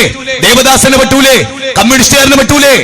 പ്രവാചകൻ പറഞ്ഞു ഭക്ഷണം കഴിക്കാം, അമിതമാകരുതെന്ന് പറഞ്ഞു. വിശക്കുമ്പോൾ മാത്രമേ കഴിക്കാവൂ എന്ന് പറഞ്ഞു. അതെ, ഈ പഠിപ്പിക്കലെല്ലാം ലോകത്തെവിടെയാ ആർക്കാ അംഗീകരിക്കാൻ പറ്റാത്തത്? പറയാൻ ഞാൻ ഈ 3 ദിവസം ഒരു പുതിയ വർഷത്തെ ന്യൂ ഇയർ ആഘോഷിച്ച് ഒരു പുതിയ വർഷത്തെ കേരളീയൻ സ്വീകരിച്ചത് എങ്ങനെയാ? ഉത്തരേന്ത്യയിലെ 5 സംസ്ഥാനങ്ങളിൽ നിന്ന് സംഘപരിവാരങ്ങൾ കെട്ടുകെട്ടിയപ്പോ ആ ദുർഭൂതങ്ങളെല്ലാം കൂടി കേരളത്തിലേക്ക് വന്നോ? എനിക്ക് സംശയമാണത്. 5 സ്റ്റേറ്റുകളിൽ എന്നോ 10-15 കൊല്ലം രൂഢമൂലമായ സംഘപരിവാരത്തെ കെട്ടുകെട്ടിച്ച് ജനാധിപത്യ പ്രക്രിയ അനുസരിച്ച് on the people of the people by the people എന്ന സിദ്ധാന്തം അനുസരിച്ച് ബാലറ്റ് പേപ്പറിന്റെ പിന്തുണയോടെ സമ്മതിദാനാവകാശത്തോടെ സംഘപരിവാരത്തെ നിലക്ക് നിർത്തിയപ്പോ ആ ദുർഭൂതങ്ങൾ ജനുവരി 1, 2, 3 തീയതികളിൽ കേരളത്തിന്റെ തെരുവിലേക്ക് വന്നോ എന്ന് സംശയിക്കേണ്ടിയിരിക്കുന്നേ ഈ ഉള്ളവൻ പറയുന്നുള്ളൂ. അവിടെയാണ് പ്രവാചകന്റെ പ്രസക്തി. ഞാൻ പറയുന്നു, ഇന്ന് നബി ജീവിക്കുന്ന പോലെ പ്രസക്തിയുണ്ട് ഈ 3 ദിനത്തിന്. ആ പ്രവാചകൻ ആരാ? ഇല്ലാ കാഫത്തൽ ലിന്നാസി ബശീറൻ വനദീറാ. കാഫത്തൽ ലിന്നാസി ബശീറൻ വനദീറാ. ഖുർആനിലെ 34-ാം അധ്യായം സൂറത്ത് സബ 28-ാമത്തെ വചനം. കാഫത്തൽ ലിന്നാസ്, ലോകത്തുള്ള മുഴുവൻ മനുഷ്യർക്കും ഈ ദൂതൻ മാതൃകയാണ്. ലോകത്തുള്ള മുഴുവൻ മനുഷ്യർക്കും ഈ ദൂതൻ മാതൃകയാണ്. ഒരുപക്ഷെ ഇത് ഓൺലൈനിലൂടെ ആളുകൾ കേൾക്കുന്നുണ്ടാവും. ആയിരക്കണക്കിന് മനുഷ്യർ ലോകത്തിന്റെ അട്ടദിക്കുകളിൽ നിന്ന് ഈ സമ്മേളനത്തിലെ ശ്രോതാക്കളായി പങ്കെടുക്കുന്നുണ്ട്. അതെ, അതുകൊണ്ടാണ് എനിക്ക് CP സലീം ഖാന്റെ പ്രസംഗത്തിന്റെ ആദ്യ ഭാഗം അങ്ങനെ കേൾക്കാൻ കഴിഞ്ഞത്. ശരിയാണ്. അപ്പൊ ഉണ്ട്, അങ്ങനെ കേട്ടുകൊണ്ടിരിക്കുന്നുണ്ട്. അവരോടൊക്കെ ഞാൻ പറയാണ്, മുഹമ്മദ് നബിയെ നിങ്ങൾക്ക് എന്താ ഇഷ്ടപ്പെടാത്തത്? നിങ്ങൾ അദ്ദേഹത്തെ അടുത്തറിഞ്ഞില്ല, അതങ്ങൾക്ക് വെറുപ്പ്. ഞാൻ പറയാം, യമാമക്കാരുടെ രാജാവ് സുമാമ പ്രവാചകനെ കൊല്ലാൻ വരിക. കാരണം എന്താ? പ്രവാചകൻ ലോകത്തെ പിന്തിരിപ്പനാണെന്ന കാഴ്ചപ്പാട്. ലോകത്തെ എല്ലാ പാരമ്പര്യ വിശ്വാസങ്ങളെ എതിർക്കാമെന്ന ആള്, എല്ലാ നന്മയുടെയും തുരങ്കം വെക്കുന്ന ആള്. അതാ ആരെ മനസ്സിലുള്ളത്? യമാമക്കാരുടെ രാജാവ് സുമാമയുടെ മനസ്സിലുള്ളത്. സുമാമ വേഷം മാറി പ്രവാചകനെ കൊല്ലാൻ വരികയാണ്. സഹാബത്തിന്, മിലിറ്ററിക്ക്, പ്രവാചകന്റെ പട്ടാളത്തിൽപ്പെട്ടവർക്ക്, ഇസ്ലാമിക ഭരണകൂടത്തിലെ പട്ടാളം, അവർക്ക് അദ്ദേഹത്തെ മനസ്സിലായി. എങ്ങനെ? അദ്ദേഹമാണെന്നല്ല, എന്തോ ഒരു കള്ളക്കളിയുണ്ട് അദ്ദേഹത്തിന് എന്ന് മനസ്സിലായി. അദ്ദേഹത്തെ പിടിച്ചു തൂണിൽ കെട്ടി. പ്രവാചകൻ വരികയാണ് അങ്ങോട്ട്. നല്ലോണം ആലോചിക്കുക എല്ലാരും. ആ രാവണൻ നേതാവ് മുഹമ്മദ് നബിയിൽ മാതൃകയുണ്ട്. കണ്ണൂർ സിറ്റിയിൽ നീ കച്ചവടക്കാരനാണോ? ഖദീജത്തിന്റെ കച്ചവടത്തെ നയിച്ച പ്രവാചകൻ നിനക്ക് മാതൃകയുണ്ട്. നീ ഭർത്താവാണോ? 9 ഭാര്യമാരോട് മാന്യമായി പെരുമാറിയ തിരുദൂതരിൽ നിനക്ക് മാതൃകയുണ്ട്. നീ യുദ്ധം നയിച്ചവനാണോ? പ്രവാചകൻ എന്ന യോദ്ധാവിൽ നിനക്ക് മാതൃകയുണ്ട്. നീ അനുയായികളെ സ്നേഹിക്കുന്ന നേതാവാണോ? പ്രവാചകൻ നിനക്ക് മാതൃകയുണ്ട്. നീ മാതാപിതാക്കളെ സ്നേഹിച്ച മകനാണോ? മുഹമ്മദ് നബിയിൽ നിനക്ക് മാതൃകയുണ്ട്. നീ ഇതര മതക്കാരനെ സ്നേഹിക്കാൻ ആഗ്രഹിക്കുന്നുണ്ടോ? അത് പഠിപ്പിച്ച വ്യക്തി റസൂലിലുണ്ട്. Etcetera etcetera etcetera etcetera. ആ പ്രവാചക തിരുമേനി സല്ലല്ലാഹു അലൈഹി വസല്ലം അദ്ദേഹത്തിന്റെ ജീവിതത്തിലുടനീളമുള്ള മാതൃകകളാണ് ഞാൻ പറയുന്നത്. ഏത് വിഷയത്തിന്റെ മാതൃകകളുമാണ് പറയുന്നത്? ഓരോ പോയിന്റുകളെ നമുക്കെടുത്ത് അനുധാവനം ചെയ്തു നോക്കാനാണ് പറയുന്നത്. നബി സല്ലല്ലാഹു അലൈഹി വസല്ലമ ലോകർക്ക് വേണ്ടി വന്നിട്ടുള്ള ഒരു തിരുദൂതർ. ആ തിരുദൂതർ ലോകത്ത് വരുമ്പോ 3 പ്രസിദ്ധമായ കാര്യങ്ങളിലേക്കാണ് അദ്ദേഹം ജനങ്ങളുടെ ശ്രദ്ധ ക്ഷണിക്കുന്നത്. ഒന്ന്, സ്വന്തം ജീവിതത്തിന്റെ ലക്ഷ്യം എന്താകണം എന്ന് അദ്ദേഹം നിർവചിക്കുന്നു. സ്വന്തം ജീവിതത്തിന്റെ ലക്ഷ്യം എന്താകണം, എന്താവരുത് എന്ന് അദ്ദേഹം പറയുന്നു. അതുകൊണ്ടാണ് അദ്ദേഹത്തിന്റെ കല്യാണം ആഭാസമാകാതിരുന്നത്. അദ്ദേഹത്തിന്റെ സമൂഹത്തിലെ കല്യാണം മ്ലേച്ഛമാകാതിരുന്നത്. അത് പ്രാർത്ഥനയായിരുന്നു, ആരാധനയായിരുന്നു, പുണ്യമായിരുന്നു. അതുകൊണ്ട് അത് നിലന്നു. ഓരോ കാര്യവും ഞാൻ ഓരോന്ന് പറഞ്ഞു പോവാൻ, എല്ലാറ്റിൽ നിന്നും വ്യത്യസ്തമായ അവസ്ഥാവിശേഷങ്ങളിലൂടെ കടന്നു പോകാനാണ് പറയുന്നത്. പ്രവാചകന് നിങ്ങൾക്ക് എന്തുകൊണ്ട് ശത്രുത തോന്നി? അതാണ് ഈ യമാമക്കാരുടെ രാജാവിന് തോന്നിയത്. സുമാമയെ പിടിച്ചുകെട്ടി പ്രവാചകൻ അങ്ങോട്ട് കടന്നു വരിക. സഹാബിക്ക് ഈ ആളാരാന്നറിയില്ല. ഇയാളാരാ? ഞാനൊരു സ്ഥലത്ത് പോയി കുടുങ്ങി. ഞാൻ എൻ്റെ ഒരു അനുഭവം പറയാ. ആ നാട്ടുകാർക്ക് ഞാൻ ആരാന്ന് മനസ്സിലായില്ല. ഞാൻ പോന്നു കഴിഞ്ഞപ്പോ മുജാഹിദ് ബാലുശ്ശേരി ആയിരുന്നു, അത് മനസ്സിലായി. അപ്പോഴാണ് എന്നോട് പറയുന്നത്, അതായിരുന്നു മൂപ്പരമ്മക്ക് ചിലത് കൊടുക്കാണ്ടായിരുന്നു. മനസ്സിലായില്ലേ? അതാ നമ്മള് ചിലത് കൊടുക്കുക, കൊല്ലുക, ചോര കാണുക, അത് വാരി കുടിക്കുക. അതാണ് അത്രേ പുതിയ ഇന്ത്യ. ഞാൻ ആരെയും കുറ്റപ്പെടുത്തുകയല്ല, വളരെ ഗൗരവമായി. നിങ്ങൾക്കറിയോ, സന്യാസി വേഷം ധരിച്ച് ഗാന്ധിജിയുടെ ആശ്രമത്തിലേക്ക് ഒരു സന്യാസി വന്നു. മഹാത്മാഗാന്ധി ആ സന്യാസിയോട് പറഞ്ഞെന്നറിയോ? ആശ്രമത്തിന്റെ പുറത്ത് സന്യാസിയുടെ വേഷ അഴിച്ചു വെച്ച് കതറിന്റെ കുപ്പായിട്ടിട്ട് ഇങ്ങോട്ട് കയറുകയാണെങ്കിൽ ഇവിടെ സ്ഥാനം. അത് സന്യാസ വേഷത്തെ നിന്ദിച്ചതല്ല. ഗാന്ധിജി പറയുകയും ചെയ്തു, ഞാൻ അങ്ങൊന്നിനെ നിന്ദിക്കല്ല. അങ്ങ് കാഷായ വസ്ത്രമായിട്ട് ഇങ്ങോട്ട് കയറിയാല് അങ്ങ് മാത്രം വേറിട്ടൊരാളാവും. എല്ലാരും അങ്ങയെ നോക്കും. അങ്ങക്കൊരു അഹങ്കാരം തോന്നും. അതില്ലാതിരിക്കാനാണ്. അപാര തത്വങ്ങളാണ് ലോകത്ത്. വായിച്ചാല് ഇക്രയിന്റെ പൊരുള് മനസ്സിലാക്കിയാൽ അത്ഭുതം തോന്നിപ്പോ. വായിക്കൂ, വായിക്കൂ, വായിക്കൂ. ബുദ്ധി നേടൂ, അറിവ് നേടൂ, വിവേകം നേടൂ, വിചാരം നേടൂ, അറിയൂ എന്ന നല്ല ഉജ്ജ്വലമായ ഒരാശയമാണ്. വിദ്യ കൊണ്ട് അറിയേണ്ടതറിയാതെ വിദ്വാൻ എന്ന് നടിക്കുന്നു ചിലരെന്ന് പൂന്താനം പറഞ്ഞല്ലോ. അതവിടെ നടക്കണേ. അതുകൊണ്ട് നിങ്ങൾ കേൾക്കുക, പ്രവാചകൻ അങ്ങോട്ട് കടന്നു വന്നപ്പോ ഒരു രാജാവിനെ അവർ പിടിച്ചു തൂണിൽ കെട്ടിയിരിക്കുന്നു. പ്രവാചകൻ ചോദിച്ചു, അല്ല എന്താ കഥ, ആരാതെന്നറിയോ എന്ന് ചോദിച്ചു. അറിയില്ല, പക്ഷെ ആളത്രേ സുഖമുള്ള ആളല്ല. എന്തോ ഒരു കാപട്യം, എന്തോ ഒരു പന്തികേട് അത് തോന്നുന്നുണ്ട്. അപ്പൊ പ്രവാചകൻ ആ അനുയായികളോട് പറയാണ്, എന്നെ കൊല്ലാൻ വന്ന യമാമക്കാരുടെ രാജാവ് സുമാമയാണ്.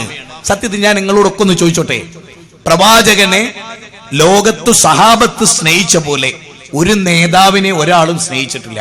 കേരളത്തിൽ കഴിഞ്ഞ കാലം എന്താ അഭിപ്രായം? ഒരാളെ പോലീസ് അറസ്റ്റ് ചെയ്തു ശബരിമല വിഷയത്തിൽ, ഒരു നേതാവിനെ. അദ്ദേഹത്തിന്റെ തൊട്ടപ്പുറത്തുള്ള നേതാവ് അദ്ദേഹത്തെ സന്ദർശിച്ചില്ല എന്നായിരുന്നു ഏറ്റവും വലിയ വിവാദം. എനിക്ക് ഈ ആനുകാലികത്തിൽ റസൂലുള്ളാഹിനെ അവതരിപ്പിക്കാനുള്ള ഒരു പൂതി ചില്ലറല്ല. റസൂൽ എന്ന നേതാവ് അവരോട് എന്താ പറഞ്ഞറിയോ? ഇയാള് എന്നെ കൊല്ലാൻ വന്ന ഒരു രാജാവാണ്. അത് കേട്ട സ്വഹാബത്ത് എന്താ ചെയ്യണ്ട്? ആടാ എന്നാ തെരാടാന്ന് പറഞ്ഞ് കുത്തല്ല വേണ്ട, അടിക്കല്ല വേണ്ട. പ്രവാചകൻ അവരോട് പറഞ്ഞു, നോക്കേ, തൊട്ടുപോയരുത്. എന്നെ കൊല്ലാൻ വന്നാണ് ശരിയാണ്, ഞങ്ങളുടെ നേതാവാണ്, നബിയാണ്, നല്ല മനുഷ്യനൊക്കെ ശരിയാണ്, എന്നെ കൊല്ലാൻ. പക്ഷേ അദ്ദേഹത്തോട് ചീത്ത വാക്ക് പറയരുത്, മോശമായിട്ട് പെരുമാറരുത്. എന്നെ കൊല്ലാൻ വന്ന ആളാണ് എന്നുള്ള നിലക്ക് ഒരു നോട്ടം പോലും നോക്കരുത്. അബൂജഹലായിരുന്നു പ്രവാചകന്റെ ഏറ്റവും വലിയ ശത്രു. അബൂജഹലിന്റെ മകൻ ഇസ്ലാം സ്വീകരിച്ചു വരുമ്പോ പ്രവാചകൻ ആദ്യം ചെയ്ത പണി എന്നറിയോ? ഇക്രിം എങ്ങോട്ട് വരുന്നുണ്ട്, അബൂജഹലിന്റെ മോന എന്നുള്ള നിലക്ക് ഒരു നോട്ടം പോലും നോക്കിയാൽ ഞാൻ അനുവദിക്കില്ല. ഞാനൊരു കാര്യം പറഞ്ഞോട്ടെ, ലോകത്ത് നിങ്ങൾ ഏത് നേതാവിനെടുത്തോ, ലാമാട്ടിൻ പറഞ്ഞ അതാ ലോകത്ത് മുഹമ്മദിന് തുല്യായ ഒരു നേതാവിനെ വെക്കാൻ നിങ്ങൾ തപസ്സിരുന്നിട്ട് കാര്യമില്ല. ഇല്ലാന്ന് ഞാൻ തെളിയിക്കും, അല്ല ഉണ്ടെന്ന് തെളിയിക്കാൻ ഒരു സംവാദം വെച്ചോളൂ.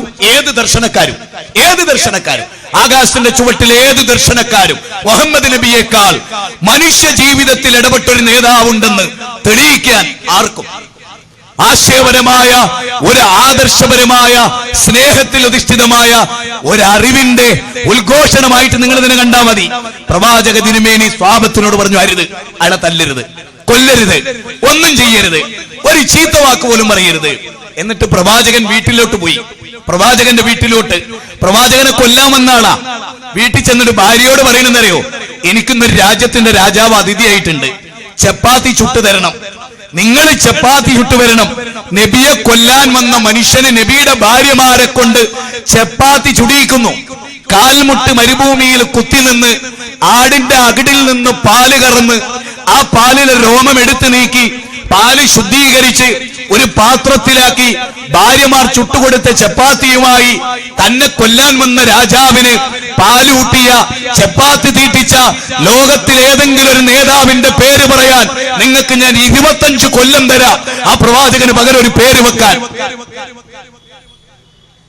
മുഹമ്മദ് നബി 3 ദിവസമായൊക്കെ ചപ്പാത്തിയും പാലും കൊടുത്തിട്ട് അദ്ദേഹത്തെ ഒരു ചോദ്യം ചോദിച്ചു, പിന്നെ സുമാമ, ഇസ്ലാം സ്വീകരിക്കാൻ തയ്യാറുണ്ടോ? ഇല്ല എന്ന് പറഞ്ഞു. എനിക്ക് ഭയങ്കര വെറുപ്പായിനോട്. ഇല്ല. സത്യത്തിൽ അങ്ങനെയൊക്കെ നമുക്ക് ഒരാളെ കിട്ടിയാൽ, ഒരു ഇസ്ലാമിന്റെ ശത്രുവിനെ അല്ലെ ഒരു മുസ്ലിമിനെ ശത്രുവായി പ്രതിഷ്ഠിച്ചിട്ട്, ഞാൻ കോഴിക്കോട് ക്ഷേത്രത്തിലെ ഞാനൊരു കാര്യം കൂടെ പറയുന്നു. കോഴിക്കോട് ക്ഷേത്രം, ആ ക്ഷേത്രത്തിനുള്ളിൽ കയറി ആക്രോശിച്ചവർ ചാനലിൽ വന്നു. അവർ ഹിന്ദുക്കളല്ലോ. ക്ഷേത്രത്തിന്റെ ഉള്ളിൽ വെച്ച് മുസ്ലിങ്ങളുടെ പള്ളി ഒക്കെ ഞങ്ങൾ പൊളിക്കുന്നു പറഞ്ഞിട്ട് നമ്മൾ ചാനലൊക്കെ ഉണ്ടല്ലോ. ആ പറഞ്ഞ ആള് ഹിന്ദു അല്ല, മുസ്ലിമും അല്ല, ക്രിസ്ത്യാനിയും അല്ല, മനുഷ്യനും അല്ല.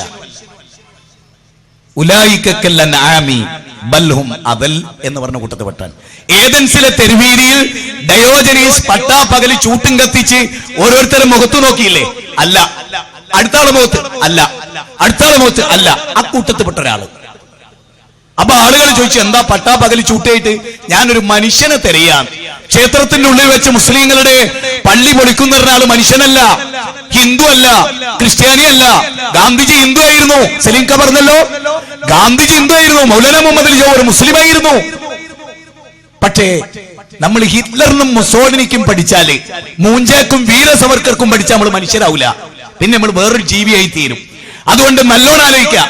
അൽ-ഖായിദക്ക് വേണ്ടിയോ ലഷ്കർ-എ തൊയ്ബയ്ക്ക് വേണ്ടിയോ ISIS-ന് വേണ്ടിയോ നമ്മൾ പഠിച്ചാൽ നമ്മൾ മനുഷ്യരാവൂല, പിന്നെ ISIS ആവുള്ളൂ, നാക്കാലികളെ ആകുള്ളൂ. അത് നമ്മളാവുക. നമുക്ക് മനുഷ്യരാകണം. മനുഷ്യൻ എന്ന മനന സ്വഭാവമുള്ളവെന്ന പ്രവാചകൻ 5-ാം ദിവസവും നബീനെ കൊല്ലാൻ വന്ന രാജാവിന് പാലും ചപ്പാത്തിയും കൊടുത്തു. 5-ാമത്തെ ദിവസം റസൂൽ ചോദിച്ചു, നിങ്ങൾ ഇസ്ലാം ആകുന്നുണ്ടോ? അയാൾ ഒരേ സ്വരത്ത് പറഞ്ഞു, ഇല്ല.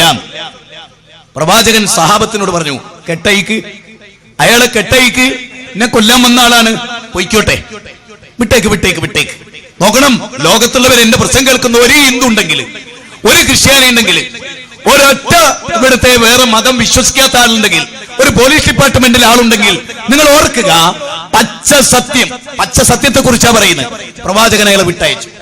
അയാൾ ദൂരെ ഒരു തടാകത്ത് പോയിട്ട് കുളിച്ചിട്ട് ഒരൊറ്റ വരവാണ്, അമ്പെയ്യുന്ന പോലെ പ്രവാചകന്റെ അടുത്തേക്ക്. സഹാബത്ത് ഭയചകിതരായി. എന്തിനാണ് വരുന്നത്? നബിനെ കൊല്ലാൻ വന്ന മനുഷ്യരാ, പോയിട്ട് റിട്ടേൺ വരികയാണ്.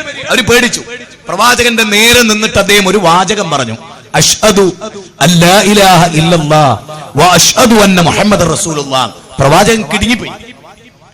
ആ വാചകം പറഞ്ഞിട്ട് പ്രവാചകനോട് അദ്ദേഹം പറഞ്ഞ വാചകം എന്താ അറിയുങ്ങള്? പ്രവാചകരെ, ഞാൻ ഈ നാട്ടിലേക്ക് നിങ്ങളെ കൊല്ലാൻ വരുമ്പോ ഈ ഭൂമുഖത്ത് എനിക്ക് ഏറ്റവും വെറുപ്പുള്ള വ്യക്തി നിങ്ങളാണ്.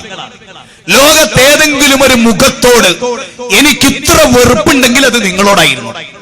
എന്നാൽ ലോകത്തുനിന്ന് ഞാൻ ഏറ്റവും ഇഷ്ടപ്പെടുന്ന മുഖം നിങ്ങളുടേതാണ്.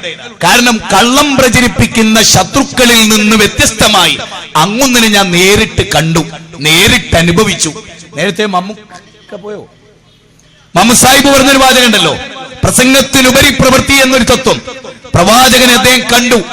പ്രവാചകൻ ഇസ്ലാം പ്രസംഗിച്ചില്ല, അദ്ദേഹത്തോട് പ്രവർത്തിച്ചു. ഇസ്ലാം പ്രവർത്തിച്ച് കാണിച്ചു കൊടുത്തു. എന്താ ഇസ്ലാം എന്ന് പ്രവർത്തിച്ച് കാണിച്ചു കൊടുത്തു? കൊല്ലാൻ വന്ന ശത്രുവിനോട് എനിക്ക് പുസ്തകം എഴുതാൻ അറിഞ്ഞൂടാ, വലിയ ആഗ്രഹമുണ്ട് സുഹൃത്തുക്കളെ. മുഹമ്മദ് നബിയെ അറിയുക, ലോക ഗുരുവിനെ അറിയുക, മനുഷ്യനെ സ്നേഹിച്ച മാനവികത്തിന്റെ ഗുരുവിനെ അറിയുക എന്ന ടൈറ്റിലൊക്കെ പുസ്തകം എഴുതാൻ ഞാൻ പറഞ്ഞു എന്ന് എഴുതാൻ കഴിവുള്ളവരെ ഞാൻ ക്ഷണിക്കുന്നു. ഈ മതം മനുഷ്യർ അറിയേണ്ടതുണ്ട്, ലോകർ അറിയേണ്ടതുണ്ട്. മുഹമ്മദ് നബി സല്ലല്ലാഹു അലൈഹി വസല്ലം പിന്നെ അയാൾ പറയുന്നതെന്നറിയോ?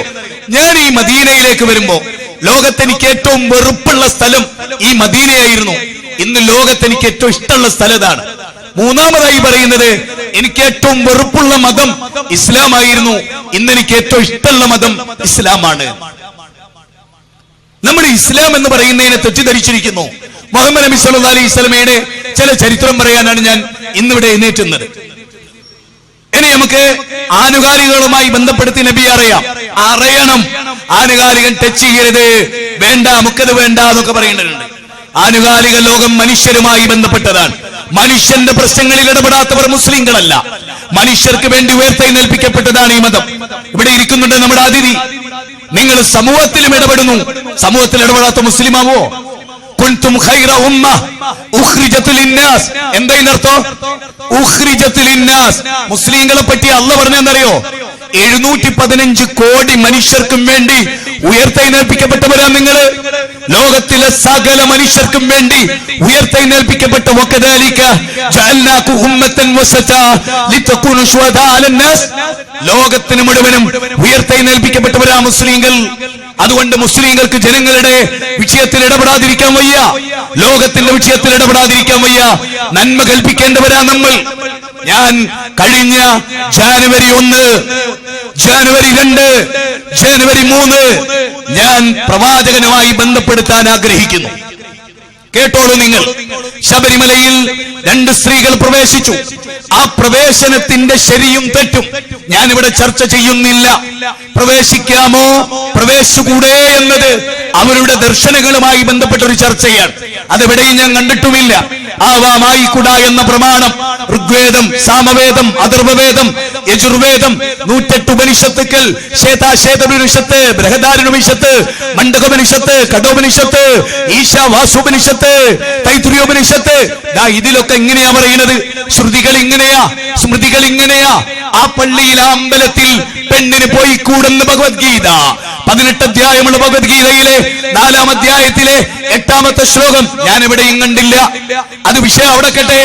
പോയാൽ അശുദ്ധമാകുമോ? ആകുമെങ്കിൽ, ആയിട്ടുണ്ടെങ്കിൽ ചെയ്യേണ്ടതെന്ത്? തെരുവിൽ തല്ലുകൂടുകയാണോ? തമ്മിലടിക്കുകയാണോ? കൊല്ലുകയാണോ? കടകൾ തകർക്കുകയാണോ? കല്ലെറിയുകയാണോ? നിയമപാലകരെ തെരുവിൽ വെച്ച് നേരിടുകയാണോ?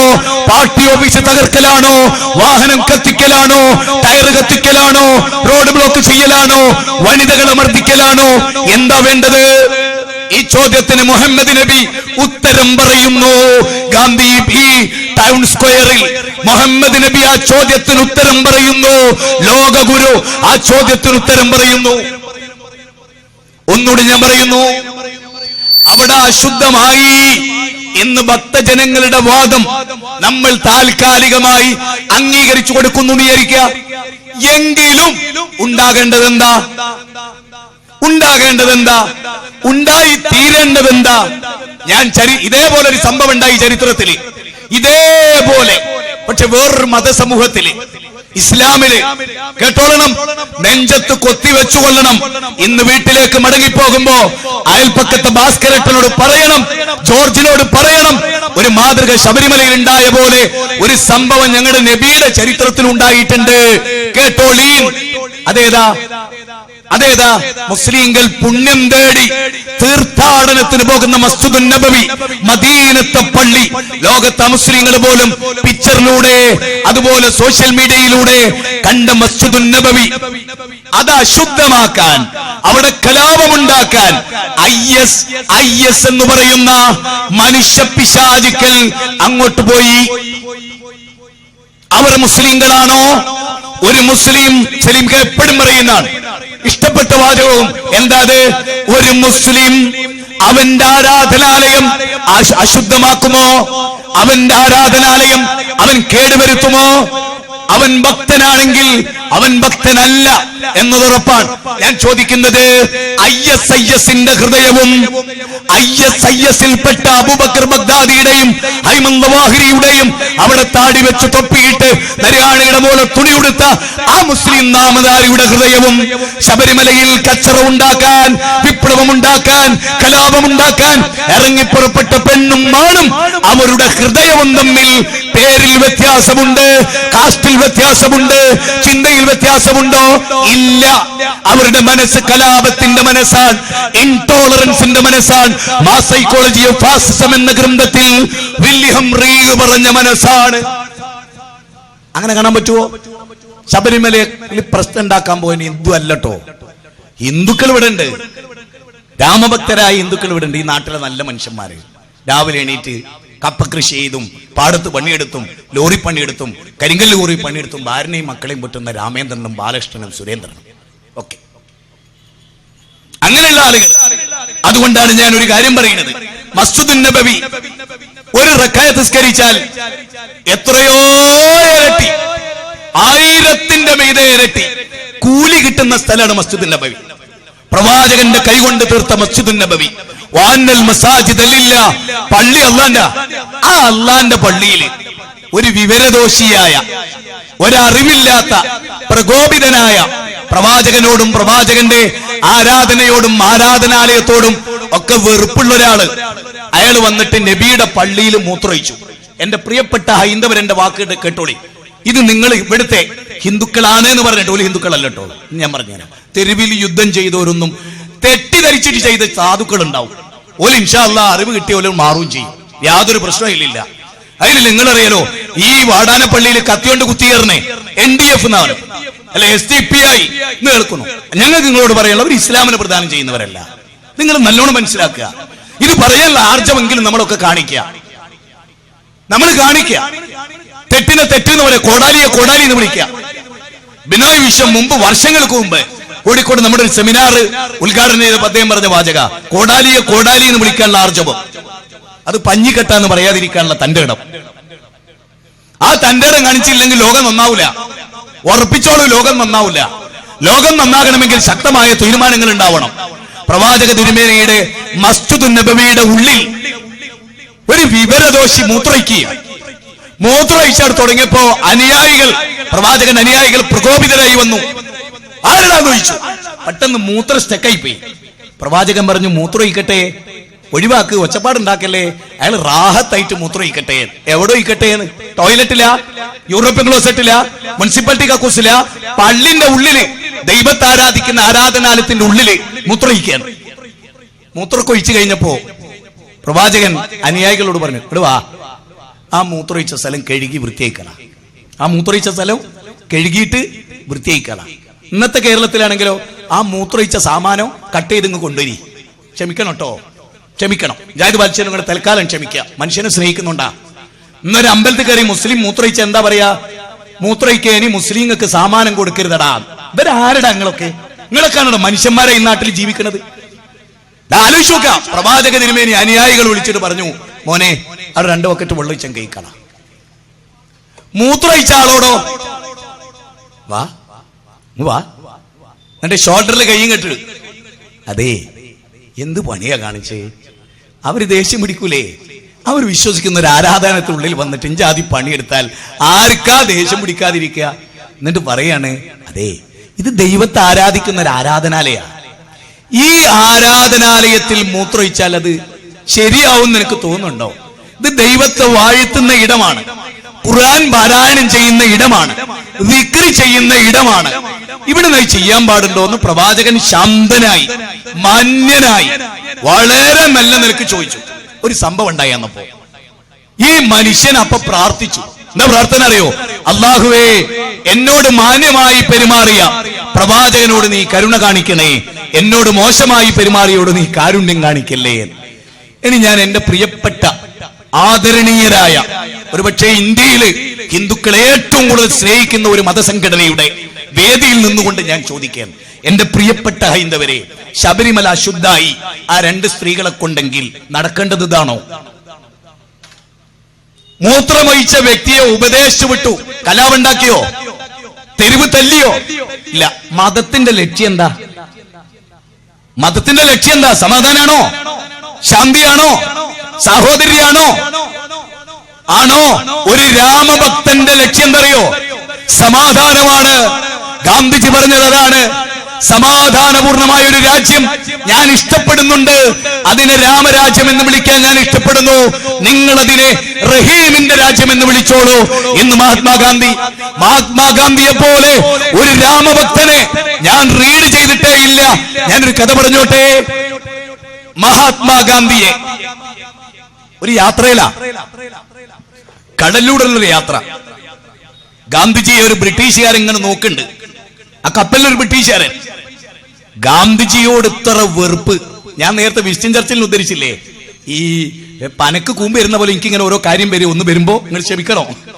അതായത് ഈ ഗാന്ധിജിയുടെ കാര്യം പറയണേ, ഒരിക്കൽ വിസ്റ്റിൻ ചർച്ചിൽ അറിയാതെ ചോദിച്ചു പോയത്രേ, ഈ കോളറ എന്ന് പറയുന്ന വലിയ രോഗം ഉണ്ടായിട്ടു ആ ഗാന്ധി ചത്തില്ലേന്ന്. ഗാന്ധി ചത്തില്ലേന്ന് ഗാന്ധിജിയോടായിരുന്നു ബ്രിട്ടീഷുകാർക്ക് വെറുപ്പ്. പക്ഷേ സുഭാഷ് ചന്ദ്രബോസിനോട് ബ്രിട്ടീഷുകാർക്ക് ഇഷ്ടായിരുന്നു. അത് വേറൊരു തലമാണ്. പറയാൻ സമയം ചോദിച്ചാൽ ഞാൻ പറഞ്ഞുതരാം. സുഭാഷ് ചന്ദ്രബോസ് ഇടിക്കിടി, കൊടുക്കൽ, കൈ മുറിച്ചാൽ കാല് മുറിക്കണം, കൈക്കടിച്ചാൽ തിരിച്ചടിക്കണം. നമ്മൾ NDF RSS പോലെ. ക്ഷമിക്കണം, നിങ്ങളോട് ഇഷ്ടം കൊണ്ട് പറയാം, നിങ്ങൾ നന്നാണെന്നുള്ള ആഗ്രഹം കൊണ്ട് പറയാണ്. ഇതല്ല നമ്മുടെ നാട് പ്രതീക്ഷ. ഗാന്ധിജിയെ രൂക്ഷമായിട്ട് നോക്കുക. മറ്റേ ചെങ്ങായി നോക്കിയപ്പോ മനസ്സിലായി, ഇത് നിരാഹാര സമരം ഇരുന്ന് ബ്രിട്ടീഷുകാരെ കെട്ടിട്ടിക്കാൻ ഇച്ഛാശേഷിയുള്ള കബഡിയും കരാട്ടെ അറിയാത്ത കൊതുകിനെ പോലത്തെ ഒരു സാധന മനസ്സിലായി. പക്ഷെ ഇതിന്റെ ഉള്ളിൽ ജ്വലിക്കുന്ന, Pandit Jawaharlal Nehru glimpses of world history പറയാണ്, ഏതൊരു മനുഷ്യന്റെ ഉള്ളിൽ ആറ്റം ബോംബിനേക്കാൾ വലിയൊരു ശക്തിയുണ്ട്. അത് ഉണർന്നാൽ പിന്നെ അതിനെ പിടിച്ചെട്ടാൻ കഴിയൂല. അതായിരുന്നു ഗാന്ധിജി. ആ ഗാന്ധിജിയെ കണ്ടപ്പോ സായിപ്പിന് ഷൂ ഇങ്ങനെ ഒന്ന് പൊക്കണോന്ന് തോന്നി. നല്ല ആണിയൊക്കെ ഉള്ള ഒരു ഷൂ പൊക്കിയിട്ടോ ഒറ്റ ചവിട്ടാട് കൊടുത്ത് മോന്തക്ക്. ഗാന്ധിജിന്റെ പല്ല് കൊഴിഞ്ഞിട്ട് ചുണ്ട് പൊട്ടി ബ്ലഡ് ഇങ്ങനെ ഒലിച്ചപ്പോ മെല്ലെ പെട്ടെന്ന് ചവിട്ട് കിട്ടുമ്പോ മനുഷ്യനാകെ തരിച്ചു പോകും. ഗാന്ധിജിന്റെ കണ്ണുകൂടൊക്കെ ഇരുട്ട് കയറി. കുറച്ച് കഴിഞ്ഞപ്പോ ഞാൻ ഗാന്ധിജിനെ കണ്ടിട്ടില്ല.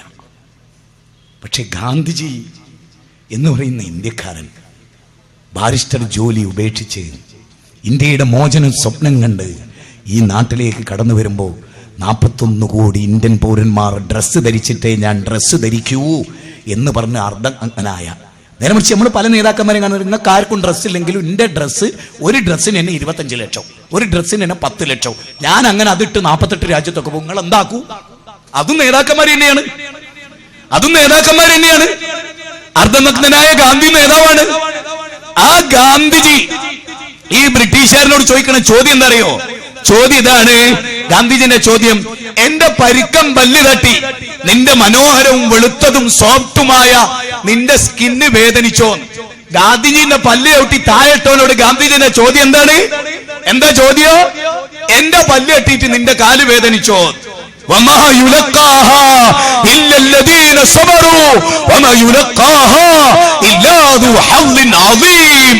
അത് വായിച്ചാളാ ഗാന്ധിജി. ഗാന്ധിജിയുടെ സമരമുറയുടെ വിജയതായിരുന്നു. നിങ്ങൾക്ക് കേൾക്കണോ? ബ്രിട്ടീഷുകാർ ഒരിക്കലും വല്ലാണ്ട് കിടുങ്ങിപ്പോയി. സുഭാഷ് ചന്ദ്രബോസ് സൈന്യത്തെ ഒരുമിച്ച് കൂട്ടുന്നു എന്ന് പറഞ്ഞപ്പോ ബ്രിട്ടീഷ് ഡയറക്ടർ പറഞ്ഞെന്നറിയോ? സന്തോഷായി, നമുക്ക് കലാപം ഉണ്ടാക്കാൻ നല്ലൊരു ചാൻസാ.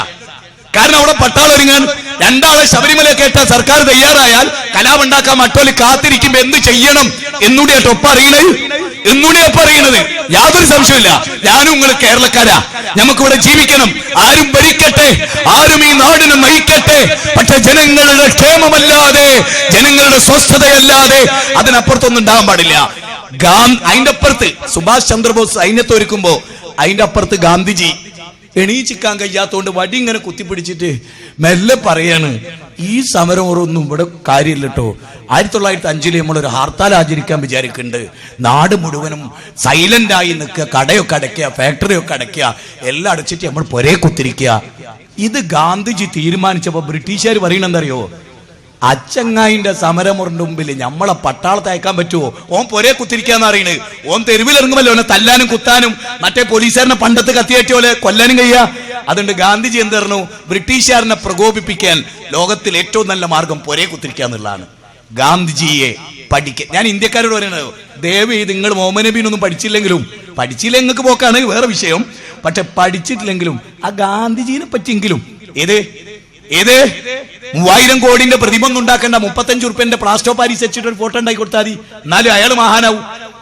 നല്ലോണം പറയാം. ഞാൻ വല്ലാണ്ട് ഈ കാര്യത്തിൽ മനസ്സിലാക്കിയപ്പോ എനിക്ക് വല്ലാത്ത സങ്കടം തോന്നിയിട്ട് പറയാം. ഞാൻ ഗാന്ധിജിയും ഇതൊക്കെ അവിടെയാണ് ഞാൻ പറയുന്നത്. മുഹമ്മദ് നബീന്റെ കഴുത്തുനിന്ന് ഒരുത്തം പുതപ്പ് ഇങ്ങോട്ട് വലിച്ചു, ഒരു കറുത്ത പുതപ്പ് ഒറ്റ വലി. എന്റെ വാപ്പാന്റെ സ്വത്തല്ലത് കാരണം നബിയുടെ ഇവിടുത്തെ തൊലി മുഴുവൻ അങ്ങോട്ട് ഊരിപ്പോയി.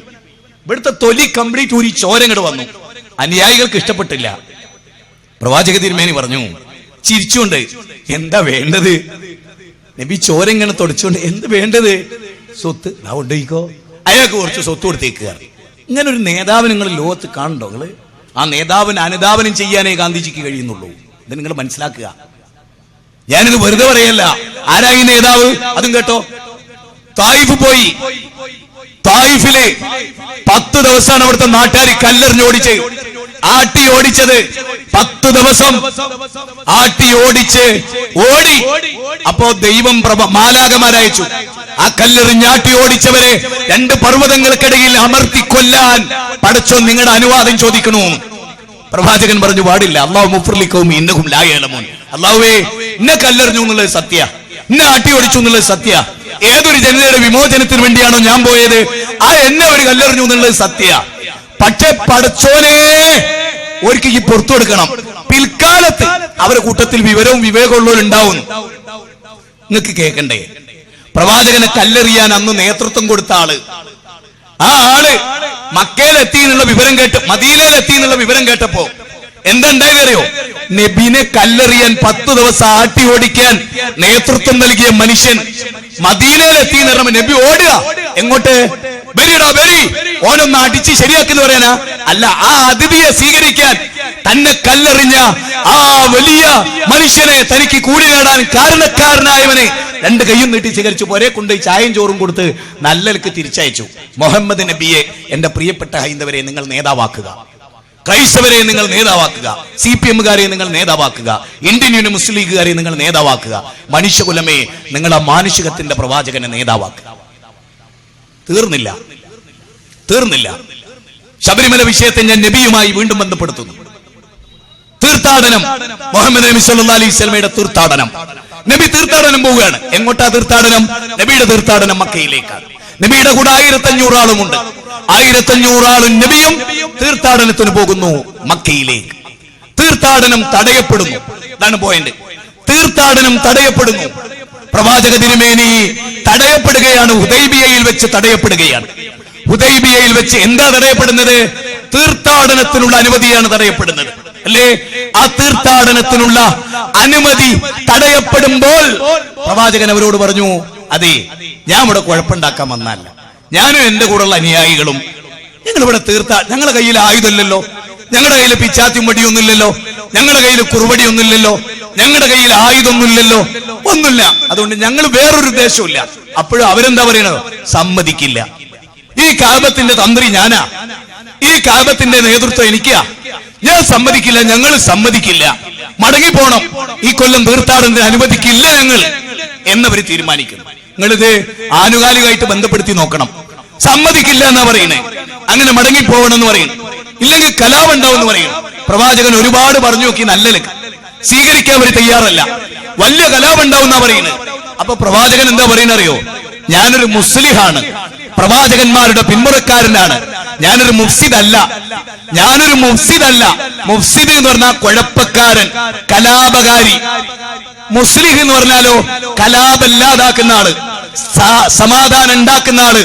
അതുകൊണ്ട് മുഹമ്മദ് നബി പറഞ്ഞു, എനിക്ക് തീർത്ഥാടനം വേണ്ട, ഞാൻ തീർത്ഥാടനത്തിന് പുറപ്പെട്ടു എന്നത് അറിയാവുന്ന ഒരു പടച്ചോല്ല ഞാൻ വിശ്വസിക്കുന്നത്. എന്റെ പടച്ചോൻ എനിക്ക് കൂലി നൽകി കഴിഞ്ഞു, എന്റെ അനുയായികൾക്കും പടച്ചോൻ കൂലി നൽകി കഴിഞ്ഞു. നാട്ടിൽ കലാപുണ്ടാക്കാൻ ഞാൻ ആഗ്രഹിക്കില്ല, നാട്ടിലെ മനുഷ്യന്റെ സ്വസ്ഥത കെടുത്താൻ ഞാൻ ആഗ്രഹിക്കുന്നില്ല. അതുകൊണ്ട് ഞാൻ മടങ്ങിപ്പോകാൻ തയ്യാറാണ്. ഹുദൈബിയ സന്ധി ഉണ്ടായി, കോംപ്രമൈസ് ഉണ്ടായി. അവര് പറഞ്ഞ എല്ലാ വ്യവസ്ഥകളും നബി അംഗീകരിച്ചു. നബിയുടെ കൂടെ ഉള്ളവർക്ക് തോന്നി ആ താഴ്മ കാണിക്കൽ ശരിയായില്ല, ആ കോംപ്രമൈസ് ശരിയായില്ല. ആലോചിക്കണം. അതിനെപ്പറ്റി ഖുർആൻ പറയുന്നത് എന്തറിയോ?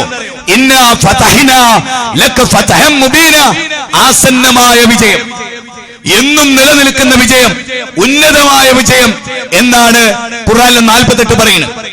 ഇനി ഞാൻ നിങ്ങളോട് പറഞ്ഞോട്ടെ, ഹുദൈബിയ സന്ധിയുടെ ആ പശ്ചാത്തലം ഞാൻ ഒന്നുകൂടി പറയാം. തീർത്ഥാടനത്തിന് പോവുകയാണ്.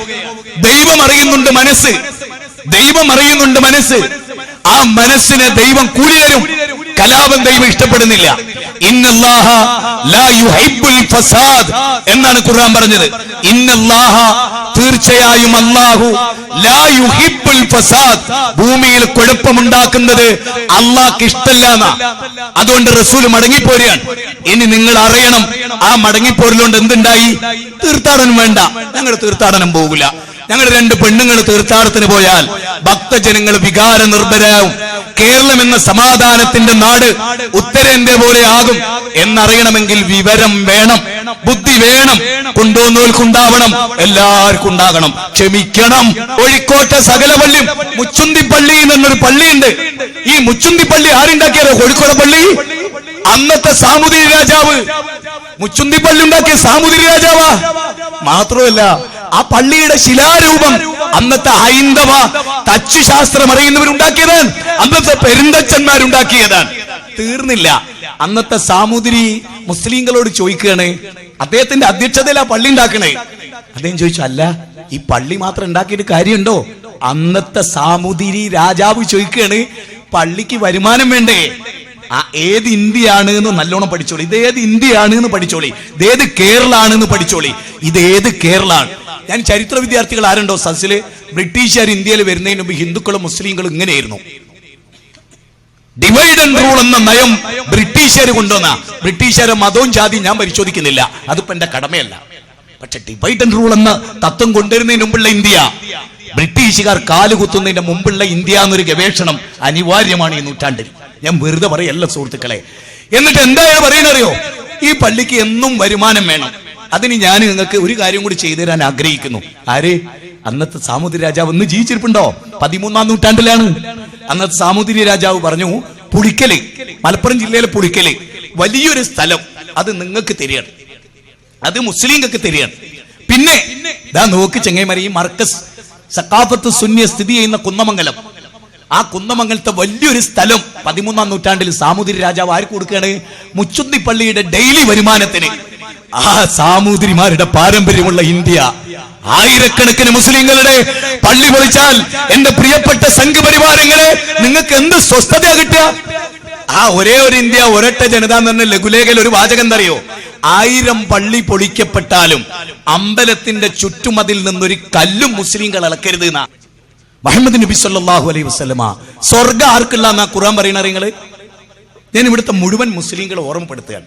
കഴിഞ്ഞ ദിവസം എനിക്കൊരു NDF-ന്റെ നേതാവായിട്ട് സംസാരിക്കേണ്ടി വന്നു. ഒരു പ്രാദേശിക നേതാവ് സംസാരിച്ച കൂട്ടത്തിൽ ഞാൻ തുറന്നു പറയുന്നതിനു നമ്മൾ ചില കാര്യങ്ങൾ മനസ്സിലാക്കണം. പ്രവാചക തിരുമേനി ലോകത്ത് ചില വിഷയങ്ങൾ നോക്കിക്കണ്ടത്. ഈ വിദ്വാൻ പല കാര്യവും പറഞ്ഞപ്പോൾ ഞാൻ പറഞ്ഞു, മോനെ, ഇവിടെ കോടതിയുണ്ട്, ഇവിടെ ജുഡീഷ്യറി ഉണ്ട്, ഇവിടെ പോലീസ് ഉണ്ട്, ഡിപ്പാർട്ട്മെന്റ് ഉണ്ട്, എല്ലാം ഉണ്ട്. അതുകൊണ്ട് നമ്മളാരും നിയമം കയ്യിലെടുക്കരുത്. ഇപ്പൊ ഈ NDF-കാരനോട് പറയാണ്, എന്റെ പൊന്ന് വാലിശ്ശേരി, നിങ്ങൾക്ക് വല്ലേ, നിങ്ങൾക്ക് എന്താ വിചാരം? ഇവിടെ എന്തെങ്കിലും കോടതി നമുക്ക് അനുകൂലമായിട്ട് വിധിക്കുവോ? എത്ര കൊല്ലായി ബാബരി മസ്ജിദിന്റെ പ്രശ്നം, എത്ര കൊല്ലായി മായുധനി, മുസ്ലിങ്ങൾക്ക് നീതി കിട്ടുവോ? അതുകൊണ്ടാണ് ഞങ്ങൾ ആയുധം കയ്യിലെടുക്കണം എന്ന് പറയുന്നത്. അപ്പൊ ഞാൻ അവനോട് പറഞ്ഞു, നിക്ക് ഞാനൊരു ചോദ്യം ചോദിച്ചോട്ടെ. ബാബരി മസ്ജിദിന്റെ വിധി സുപ്രീം കോടതിയിൽ വരുന്നതിന്റെ മുമ്പ് ഞങ്ങൾ ഇന്ത്യൻ വിധി കാത്തു നിൽക്കുന്നില്ല. ഇന്ത്യൻ വിധി ഞങ്ങൾക്ക് പ്രശ്നമല്ല, സുപ്രീം കോടതിന്റെ വിധി ഞങ്ങൾക്ക് പ്രശ്നമല്ല. ഞങ്ങൾ അതിനു മുമ്പ് തന്നെ രാമക്ഷേത്രം നിർമ്മിക്കുന്നു പറഞ്ഞ RSS-കാരന്റെ മനസ്സും NDF-കാരനായ നിന്റെ മനസ്സും തമ്മിൽ എന്താ വ്യത്യാസം? ISIS-ന്റെ മനസ്സും ശബരിമല കേടെടുത്താൻ പോയുള്ള മനസ്സും ഇതൊക്കെ ഒരു മനസ്സാ. അതാ മാ സൈക്കോളജി ഓഫ് ഫാസിസത്തിൽ വിൽഹം റീഹ്, അതായത് സിഗ്മണ്ട് ഫ്രോയിഡിന്റെ ശിഷ്യനായ വിൽഹം റീഹ് പറയുന്ന അതാണ്. ഇതൊക്കെ ഒരേ മനസ്സാ. ഈ മനസ്സ് വല്ലാത്തൊരു മനസ്സാ. പച്ച മനുഷ്യരെ കൊല്ലുക എന്നുള്ള മനസ്സ് വല്ലാത്ത മനസ്സല്ലേ? ആ മനസ്സാണോ നമുക്ക് വേണ്ടത്? നിങ്ങൾ നോക്കൂ, പ്രവാചകൻ പഠിപ്പിക്കുന്ന ഒരു അധ്യാപനം, പ്രവാചകൻ അനുധാവനം ചെയ്യാന്നുള്ളതാണോ? ഞങ്ങളൊക്കെ കഴിഞ്ഞ ഒരു സമ്മേളനം, ഭയങ്കര ഒരു സമ്മേളനം, ഞാൻ വലിയ ഉഷാറിൽ പോവുകയാണ്. പോകുമ്പോ പോലീസുകാരനെ വിളിച്ചിട്ട് പറഞ്ഞു, അതെ ബാലുശ്ശേരി അല്ലേ? അതെ, ഇന്നത്തെ സമ്മേളനം നടക്കൂലട്ടോ. ഞാൻ ചോദിച്ചു, എന്താ സാർ? ഇവിടെ ചിലർ നിങ്ങൾ വന്നാ ഭയങ്കര പ്രശ്നം ഉണ്ടാക്കുമെന്ന് പറയുന്നുണ്ട്. ഞാൻ ചോദിച്ചു, ആരാ സാർ? ഇന്നെന്ന ആളുകളൊക്കെ. സാർ, ഞാൻ അവിടെ വന്നാ പ്രശ്നം ഉണ്ടാവുന്നാണോ? നിങ്ങൾക്ക് അങ്ങനെ അഭിപ്രായം ഉണ്ടോ? അതെ, എന്നാ ഞാൻ വരില്ല സാർ, ആ പരിപാടി വേണ്ടാന്ന് ഞാൻ സംഘാടകരെ വിളിച്ചു പറയാം. ഇതാണ് മുജാഹിദ് പ്രസ്ഥാനം. എന്തേ കാരണം? എന്താ കാരണം? ഞാൻ കഴിഞ്ഞ ദിവസം ആത്മാർത്ഥമായിട്ട് പറഞ്ഞോട്ടെ, ഞാൻ കഴിഞ്ഞ ദിവസം കരഞ്ഞുപോയി. പോലീസുകാരെ കുറിച്ച് ഓർത്തിട്ടാ കരഞ്ഞ്. ഞാൻ എൻ്റെ പ്രസംഗത്തിൽ പിന്നീട് ഉൾപ്പെടുത്തി. ഞാൻ പോലീസുകാരെ കുറിച്ച് ഇത്ര നേരിട്ട് പച്ചയായി ഞാൻ ജീവിതത്തിൽ ഒരിക്കലും കണ്ടിട്ടില്ല. 2 ദിവസം ഞാൻ ഫുള്ളായിട്ട് ചാനലിൻ്റെ മുമ്പിലിരുന്നു. ആ ചാനലിൽ ഓരോരോ എഴുതിയ 5-8 പേപ്പറിൻ്റെ ഇപ്പം എൻ്റെ കീശയിൽ. സഹോദരങ്ങളെ, പോലീസുകാരെ പോലെ പോലീസുകാർ വളരെ ക്രൂരന്മാരായി പോയിട്ടുണ്ടെങ്കിൽ ഞാൻ ഇനി കുറ്റപ്പെടുത്തില്ല. എങ്ങനെ ക്രൂരന്മാരാകാതിരിക്കും? നിങ്ങൾ നോക്ക്, ഞാനൊരു ഉമ്മാന്റെ മോനാ. എൻ്റെ അമ്മ തളർന്നു കിടക്കുക, എൻ്റെ വാപ്പ ക്ഷീണിച്ച് നിൽക്കുക. എൻ്റെ വാപ്പയമ്മ ഇന്നലെയും മെനയാന്നോട് മോനെ ആനുകാലിക ഒന്നും എൻ്റെ കുട്ടി തൽക്കാലം പറയണ്ട. ഞാൻ പറഞ്ഞു, ഉമ്മയെ മനുഷ്യർക്ക് വേണ്ടി ഉയർത്തെഴുന്നേൽപ്പിക്കപ്പെട്ട സംഘം നമ്മളത് പറഞ്ഞേ പറ്റും. ഉമ്മയെ ലോകം കത്തി അമരമ്മേ, നിങ്ങൾ ഇവിടെ കിടക്കുമ്പോ നിങ്ങൾക്ക് ചാനലും ടിവിയും വാട്സപ്പ് ഒന്നും ഇല്ലമ്മേ. ഇത് മുഴുവൻ കണ്ടു വന്നോനമ്മേ. ഞാൻ ഒരു ചെറിയ പെൺകുട്ടി, ഉമ്മേ 16 വയസ്സുള്ള ഒരു പെൺകുട്ടി വിളിച്ചു പറയാ, ഉമ്മേ കാസർഗോഡ്. എന്താ വിളിച്ചു പറയും? നാറി നാറി പോലീസേ, നായിന്റെ മോനെ പോലീസേ. 16 വയസ്സുള്ള കുട്ടിക്ക് എന്തുകൊണ്ട് സംസ്കാരം ഉണ്ടായില്ല? I was not as a bright boy at high school, but I always enjoyed the affection of my teacher. Certificate of progress and character used to be sent to the parents every year. I never had a bad certificate. I never had a bad certificate. Gandhiji പറഞ്ഞു, എനിക്ക് മാർക്കൊന്നും ഉണ്ടായിരുന്നില്ല, പക്ഷെ നല്ല മോനായിരുന്നു ഞാൻ. നല്ല 16 വയസ്സുള്ള ഒരു സമുദായത്തിലെ പെൺകുട്ടി വിളിച്ചു പറയാൻ. എന്തിന്? നിങ്ങൾ ആരും ഒന്നും വിചാരിക്കരുത്, ഞാൻ ഈ പെണ്ണുങ്ങളെ തെരുവിലിറക്കാൻ വേണ്ടിയാണല്ലോ ഇപ്പൊ എല്ലാ സംഭവവും. ക്ഷമിക്കണം, ദയവ് ചെയ്ത് അഭിപ്രായ സ്വാതന്ത്ര്യം അനുവദിക്കണം, ചിന്താ സ്വാതന്ത്ര്യം അനുവദിക്കണം. ഞാൻ കൂപ്പ് കൈവച്ച് ആ കുത്തുബുദ്ദീനെ പോലെ പറ്റി പറയാൻ, മനുഷ്യരെ സ്നേഹിച്ചിട്ട് പറയാ. കേരളത്തിൽ നിങ്ങൾ ആരെയും ശ്രദ്ധിച്ചോ? ഞാൻ എല്ലാ സമുദായത്തോടും ചോദിക്കുകയാണ്, ഈ സ്ത്രീകളെ ഇങ്ങനെ ആക്കിയത് ആരാ? 16 വയസ്സുള്ള പെൺകുട്ടി പോലീസുകാരെ കുറിച്ച് ഈ മുദ്രാവാക്യം മുഴക്കുകയും കട അടിച്ചു പൊളിക്കാനൊക്കെ നേതൃത്വം കൊടുക്കുകയും ചെയ്യുന്നിടത്തേക്ക് ഈ കേരള മണ്ണ് എങ്ങനെ വികസിച്ചു? ദേശീയ തലത്തിൽ ഉമാഭാരതിയും സ്വാതി പ്രാച്ചിയും ഒക്കെ എന്തിനാണ് സ്ത്രീകളെ? സ്ത്രീ ആരാ? കാരുണ്യത്തിന്റെ പ്രതീകമായ സ്ത്രീ കൊല്ലും. മുഖ്യമന്ത്രിയെ വിളിച്ചെന്തറിയോ? ആ ദേശിന്റെ മോൻ എന്നാണ് ചാനലിൽ വിളിച്ച്. അത് കേട്ടപ്പോ നമുക്ക് വിയോജിപ്പുണ്ടാകാം മുഖ്യമന്ത്രിയോടും പ്രധാനമന്ത്രിയോടും.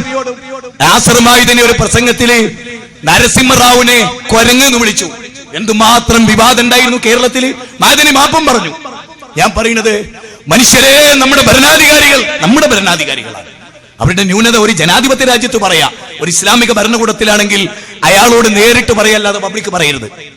അത് രാജ്യത്തിന്റെ ഭദ്രതക്ക് കുഴപ്പമെന്ന് വിചാരിച്ചിട്ടാ, തീവ്രവാദം കൊണ്ടല്ല. ഞാൻ ഇവിടെ തുറന്നു പറയുന്നത് എന്തറിയോ? നമ്മുടെ നാട്ടിൽ അറിഞ്ഞോ അറിയാതെയോ സ്ത്രീകൾ നമ്മുടെ രാജ്യത്തിന്റെ സ്വസ്ഥത കെടുത്തുന്നു എന്നുള്ളതാണ് എനിക്ക് നിങ്ങളോട് പറയാം. രാജീവ് ഗാന്ധിനെ കൊല്ലാനും ഒരു സ്ത്രീ ഉണ്ടായത്. ഈ സ്ത്രീനെ മെച്ചപ്പെടുത്തി കൊണ്ടുവന്ന് എന്തായിന്നറിയോ? മനുഷ്യന്മാർക്ക് ജീവിക്കാൻ പറ്റാണ്ടായി. എനിക്ക് ഏറ്റവും ബേജാറൊന്നറിയോ? ഞാൻ ചാനൽ ശ്രദ്ധിച്ചപ്പോ 2 പെണ്ണുങ്ങളാണ് സംസാരിക്കുന്നത്. അല്ല, ആ കൂട്ടത്തിൽ ആണുങ്ങളില്ലേ? നിങ്ങൾ എന്നെ ചിന്തിക്കുക, എന്താ അന്തസ് കുറഞ്ഞു എന്നുണ്ടേ നമുക്ക്? ഒരു കാലഘട്ടത്തിൽ അന്തർജനം എന്നായിരുന്നു ഹിന്ദു സ്ത്രീകളെ പറ്റി പറയാ. മാന്യമായി വീട്ടിന്റെ ഉള്ളിൽ കഴിഞ്ഞിരുന്ന, കുടുംബത്തെ പൊട്ടിയിരുന്ന ക്രാഡിൽ, സംസ്കാരത്തിന്റെ കളിത്തൊട്ടിൽ. എവിടെ പോയത്? എവിടെയാ നമുക്ക് അമ്മയുടെ സ്നേഹം? അല്ലേ? അമ്മതൻ വാത്സല്യം അമൃതായി, അച്ഛന്റെ സ്നേഹം കുളിരായി.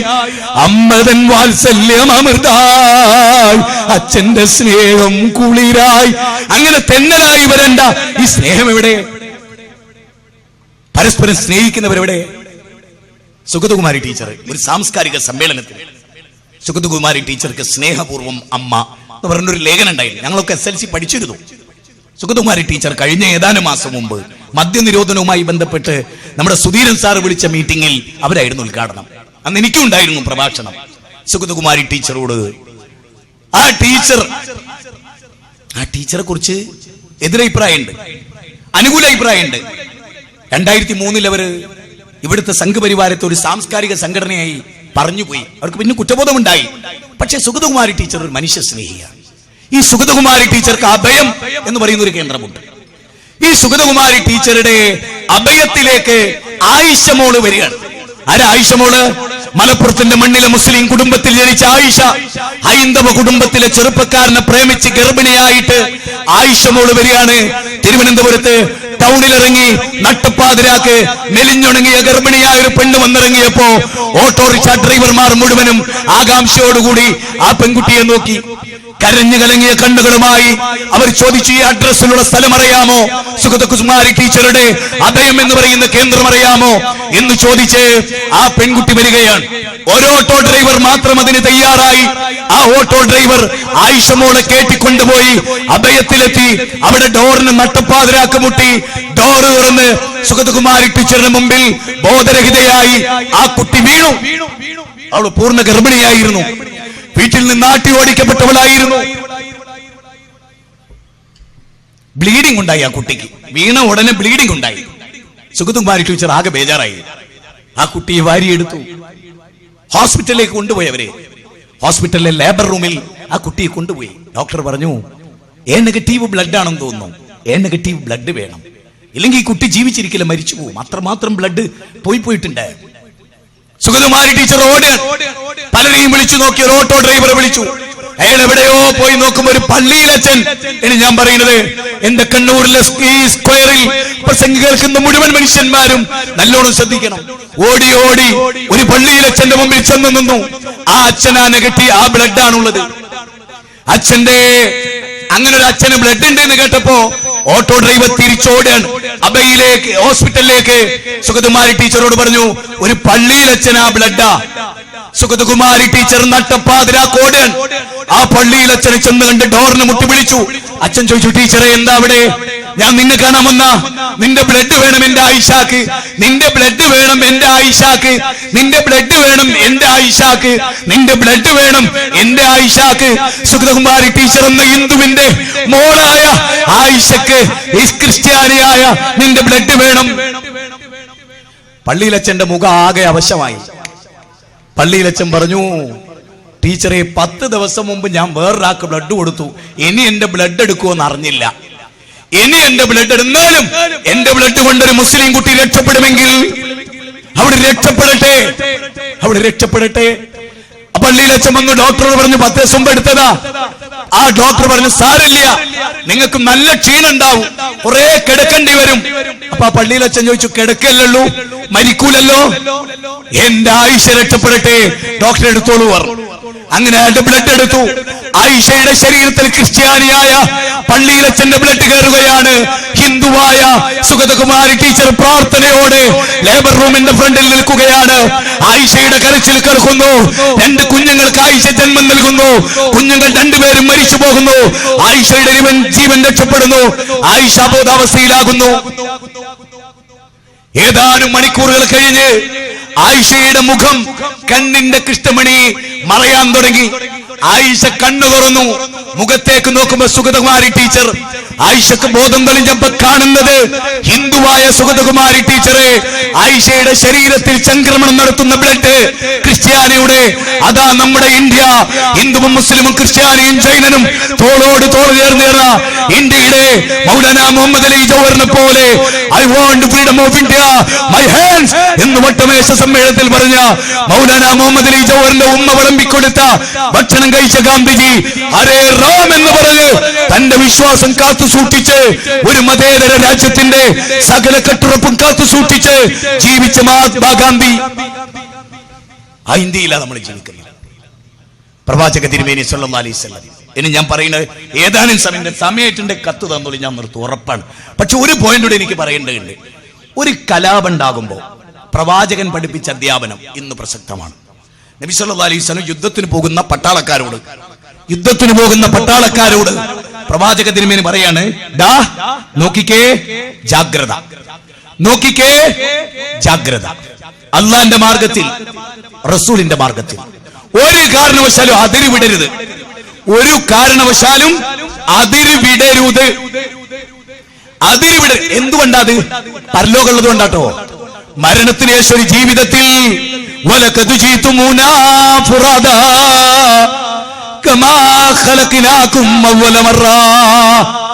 ഒറ്റക്കൊറ്റക്ക് ഉമ്മ പ്രസവിച്ച പോലെ ദൈവസന്നിധിയിൽ നിൽക്കേണ്ടി വരും. അതേ, അതിനാണല്ലോ മഹാഭാരത യുദ്ധത്തിന്റെ പശ്ചാത്തലത്തിൽ അർജുനനോട് ശ്രീകൃഷ്ണൻ പറഞ്ഞത്, സ്വർഗം ജിദോവാ ബോക്ഷസേ മഹീം തസ്മാ ദുക്തിഷ്ഠ കൗന്ദയ യുദ്ധായ കൃതനിശ്ചയ. ഈ യുദ്ധത്തിൽ കൊല്ലപ്പെട്ട സ്വർഗം കിട്ടും. ഇത് ധർമാധർമ്മ യുദ്ധമാണ്. ഭഗവത്ഗീത 2-ാം അധ്യായം 37-ാമത്തെ വാചകം. ഭഗവത്ഗീത 2-ാം അധ്യായം 37-ാമത്തെ ശ്ലോകം. എന്താ നബി അവരെ പഠിപ്പിച്ചത്? യുദ്ധത്തിൽ അതിരുവിടരുത്. എനിക്ക് കേട്ടോ, പ്രവാചകൻ എന്താ പറയുന്നറിയോ? അപ്പുറത്ത് ഇങ്ങോട്ട് യുദ്ധം ചെയ്യുന്ന ശത്രുക്കളില്ലേ, അവരുടെ ഭാര്യമാരെ തൊടരുത്, അവരുടെ പെൺകുട്ടികളെ ആക്രമിക്കരുത്, അവരെ കുഞ്ഞുങ്ങളെ കൊല്ലരുത്, അവരെ കുഞ്ഞുങ്ങളെ കൊല്ലരുത്. തീർന്നില്ല, സന്യാസി മഠണ്ടാവും, തൊട്ടുപോകരുത്. കാസർകോട്ടെ പള്ളിക്ക് കല്ലെറിഞ്ഞവരോടെ ഞാൻ പറയുന്നത്, നിങ്ങൾ മുഹമ്മദ് നബീനെ മാതൃകയായിക്കോളി. നിങ്ങൾക്ക് നേതാക്കന്മാരില്ല, അറിയുക.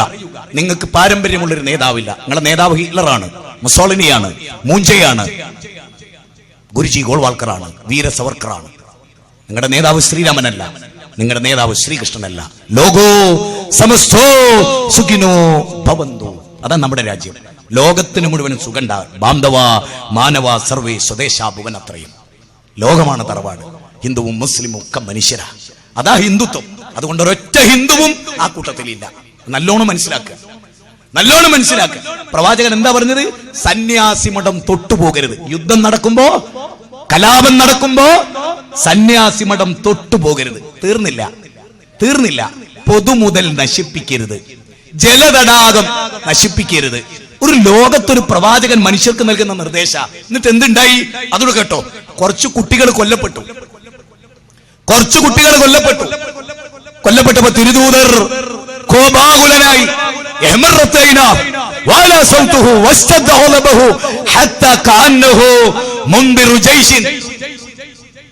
എന്താ പറയുന്നറിയോ? പ്രവാചകൻ ചോദിച്ചു, വരി, ആരാ ഈ കുട്ടികളെ കൊന്നത്? ഈ പിഞ്ചു പൈതങ്ങൾ ആരാ കൊന്നത്?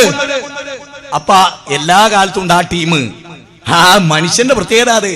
അപ്പൊ പ്രവാചകൻ അനുയായി ചോദിക്കുക, അവര് ബൗദ്ധൈവ വിശ്വാസികളെ കുട്ടികളല്ലേ, അല്ലല്ലാത്തോലെ ആരാധിക്കുന്നവരുടെ കുട്ടികളല്ലേ? നമുക്ക് ഭ്രാന്ത്. നമ്മുടെ കുഴപ്പതാണ്. പ്രവാചകൻ എന്താ പറഞ്ഞറിയോ? മിണ്ടിപ്പോരുത്, മിണ്ടിപ്പോരുത്. കുല്ലു മൗലൂദി യൂലദു അലൽ ഫിത്ര, കുല്ലു മൗലൂദി യൂലദു അലൽ ഫിത്ര. എല്ലാ മനുഷ്യ കുഞ്ഞും ശുദ്ധ പ്രകൃതിയിലാണ് ജനിക്കുന്നത്. എല്ലാ മനുഷ്യ കുട്ടികളും ശുദ്ധരാ. കുട്ടികളെ തുടരുത് എന്ന് ലോകത്തെ പഠിപ്പിക്കുക പ്രവാചകൻ. തീർന്നില്ല. ശത്രുക്കളുടെ പക്ഷത്തുനിന്ന് ഒരു സ്ത്രീ കൊല്ലപ്പെട്ടു. ഏറ്റവും കൂടുതൽ കഴിഞ്ഞ 2 ദിവസം ഇവിടെ പീഡിപ്പിക്കപ്പെട്ട സ്ത്രീകളാ. പോലീസുകാരുടെ അമ്മമാരുടെ വേദന. ഞാൻ ചോദിച്ചോട്ടെ, ഞാൻ വീട്ടിൽ നിന്ന് വരുമ്പോ എന്റെ ഭാര്യ പറയാണ്, എന്റെ കൈ പിടിച്ചിട്ട്, അതെ എല്ലാം പറയണ്ട, എന്തിനാത്, കുട്ടികളൊക്കെ ഉള്ള ഓർമ്മയില്ല നിങ്ങൾക്ക്? അതാ ഭാര്യ. പോലീസുകാർക്ക് ഭാര്യമാരില്ല നിങ്ങൾ വിചാരിച്ചേ? ഈ തെരുവ് യുദ്ധം നടക്കുന്നവർക്ക് ഭാര്യ മക്കളില്ലേ? നിങ്ങളെ മക്കളെ ആര് നോക്കും? മറ്റോൻ എവിടോ വെച്ച് പണ്ടത്ത് കത്തി കയറ്റിയ ചെങ്ങായി ആരുണ്ടാവും ഇവിടെ? എടോ, രാഷ്ട്രീയ പ്രാന്ത് എന്തിനാ ചെങ്ങായി? അവസാനിപ്പിക്കാൻ ഞാൻ വെറുതെ പറയില്ല. നിങ്ങൾ നോക്ക്, റസൂലുള്ള ഒരു ബൗദ്ധൈവ വിശ്വാസിയെ സ്ത്രീ കൊല്ലപ്പെട്ടു. സ്വഹാബത്തോട് ചോദിച്ചു, ആരാ ഈ സ്ത്രീനെ തുടരുതെന്ന് പറഞ്ഞില്ല നിങ്ങളോട്? ഇതര മതത്തിൽപ്പെട്ട സ്ത്രീകളെ തുടരുതെന്ന് നിങ്ങളോട് പറഞ്ഞിട്ടില്ലേ? അവരെ വേദനിപ്പിക്കരുത് എന്ന്. അപ്പൊ അവര് പറയുന്നത് എന്തറിയോ? സഹാബത്ത് പട്ടാളോ? അവര് ചില്ലറക്കാരൊന്നുമല്ല. ഇങ്ങോട്ട് യുദ്ധം ചെയ്യാൻ വന്നവർക്ക് ആയുധം എടുത്തു കൊടുത്തവരാ, അവർക്ക് ചോറും ചായ ഉണ്ടാക്കി കൊടുത്തവരാ, മുസ്ലിങ്ങളെ എതിർത്തവരാ. പ്രവാചകൻ പറഞ്ഞു, മിണ്ടിപ്പോരുത്.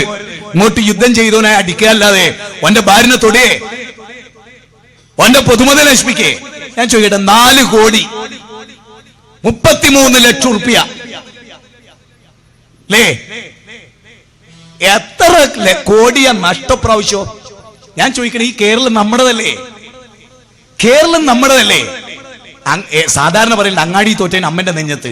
ഞങ്ങളോട് ആത്മാർത്ഥമായി ചോദിക്കുക, തെറ്റ് ചെയ്തവർക്ക് എന്തെങ്കിലും കിട്ടിയോ? തെറ്റ് ചെയ്യിപ്പിച്ചവർക്ക് നിങ്ങൾ എന്തെങ്കിലും ചെയ്തോ? നിരപരാധികളായ മനുഷ്യരെ തല്ലിക്കൊല്ലുന്നതിന്റെ മതം എന്താ? ഞാൻ ഹൈന്ദവ മതക്കാരോടും ചോദിക്കുന്നു, ക്രൈസ്തവരോടും മുസ്ലിങ്ങളോടും ചോദിക്കുന്നു, ഏതാ മതങ്ങളത്? നിങ്ങളെ മതം ഏതാ? നിരപരാധികളായ ആളുകളെ നിങ്ങൾക്കറിയോ? നബി സല്ലല്ലാഹു അലൈഹി വസല്ലമയുടെ അടുത്ത് ജിബ്രീൽ വന്നു, ഗബ്രിയേൽ എന്ന മാലാക, ഒരു വലിയ തത്വം പഠിപ്പിക്കാൻ. ആ ഹദീസൊക്കെ കേട്ടവരുണ്ടോ അറിയില്ല. ഹദീസ് സെമിനാറിന്റെ മഹത്വത. പ്രവാചകന്റെ അടുത്ത് വന്നിട്ട് പറയാണ്, അള്ളാഹുവിന്, ദൈവത്തിന് വിഷമുണ്ടാകുന്നത് എന്താണെന്നറിയോ എന്ന് ചോദിച്ചു. പ്രവാചകൻ പറഞ്ഞു, അല്ലാഹു അഅലം, എനിക്കറിഞ്ഞുകൂടാ. ജിബ്രീൽ പറഞ്ഞു, ആകാശഭൂമികൾക്കിടയിലുള്ള എല്ലാം നശിച്ചാൽ അള്ളാഹ്ക്ക് വേദന ഉണ്ടാകുമെന്ന് ചോദിച്ചു. റസൂൽ പറഞ്ഞു എനിക്ക് അറിഞ്ഞുകൂടാ. എന്നാ ജിബ്രീൽ പഠിപ്പിച്ചു കൊടുക്കാൻ, 7 ആകാശവും 7 ഭൂമിയിലുമുള്ള സർവ്വതും നശിച്ചു, അള്ളാഹ്ക്ക് വിഷമല്ല. നിരപരാധിയായ ഒരു മനുഷ്യന്റെ ശരീരത്തിൽ നിന്ന് ഒരു തുള്ളി ബ്ലഡ് പൊളിഞ്ഞ അത് അള്ളാഹ്ക്ക് ഇഷ്ടമല്ലാത്തതാ. ഇനി പറയൂ ഇസ്ലാം എന്താന്ന്? ഇസ്ലാം എന്താ? 7 ആകാശം 7 ഭൂമിയും തകർക്കുന്നതിനേക്കാൾ ഭയാനകരമാണ്. ഞാൻ ചോദിച്ചോട്ടെ, ഏത് പ്രാകൃത ജനതയാണോ കേരളത്തിലെ? കല്ലടിയിൽ ആരാണോ? നൂഹ് നബിയുടെ കാലത്തെ വിവരമില്ലാത്ത കൗമ്, മനുഷ്യാരംഭത്തിലെ ഏറ്റവും പ്രാകൃതരായ. ചാൾസ് ഡാർവിന്റെ സിദ്ധാന്തം ശരിയല്ല.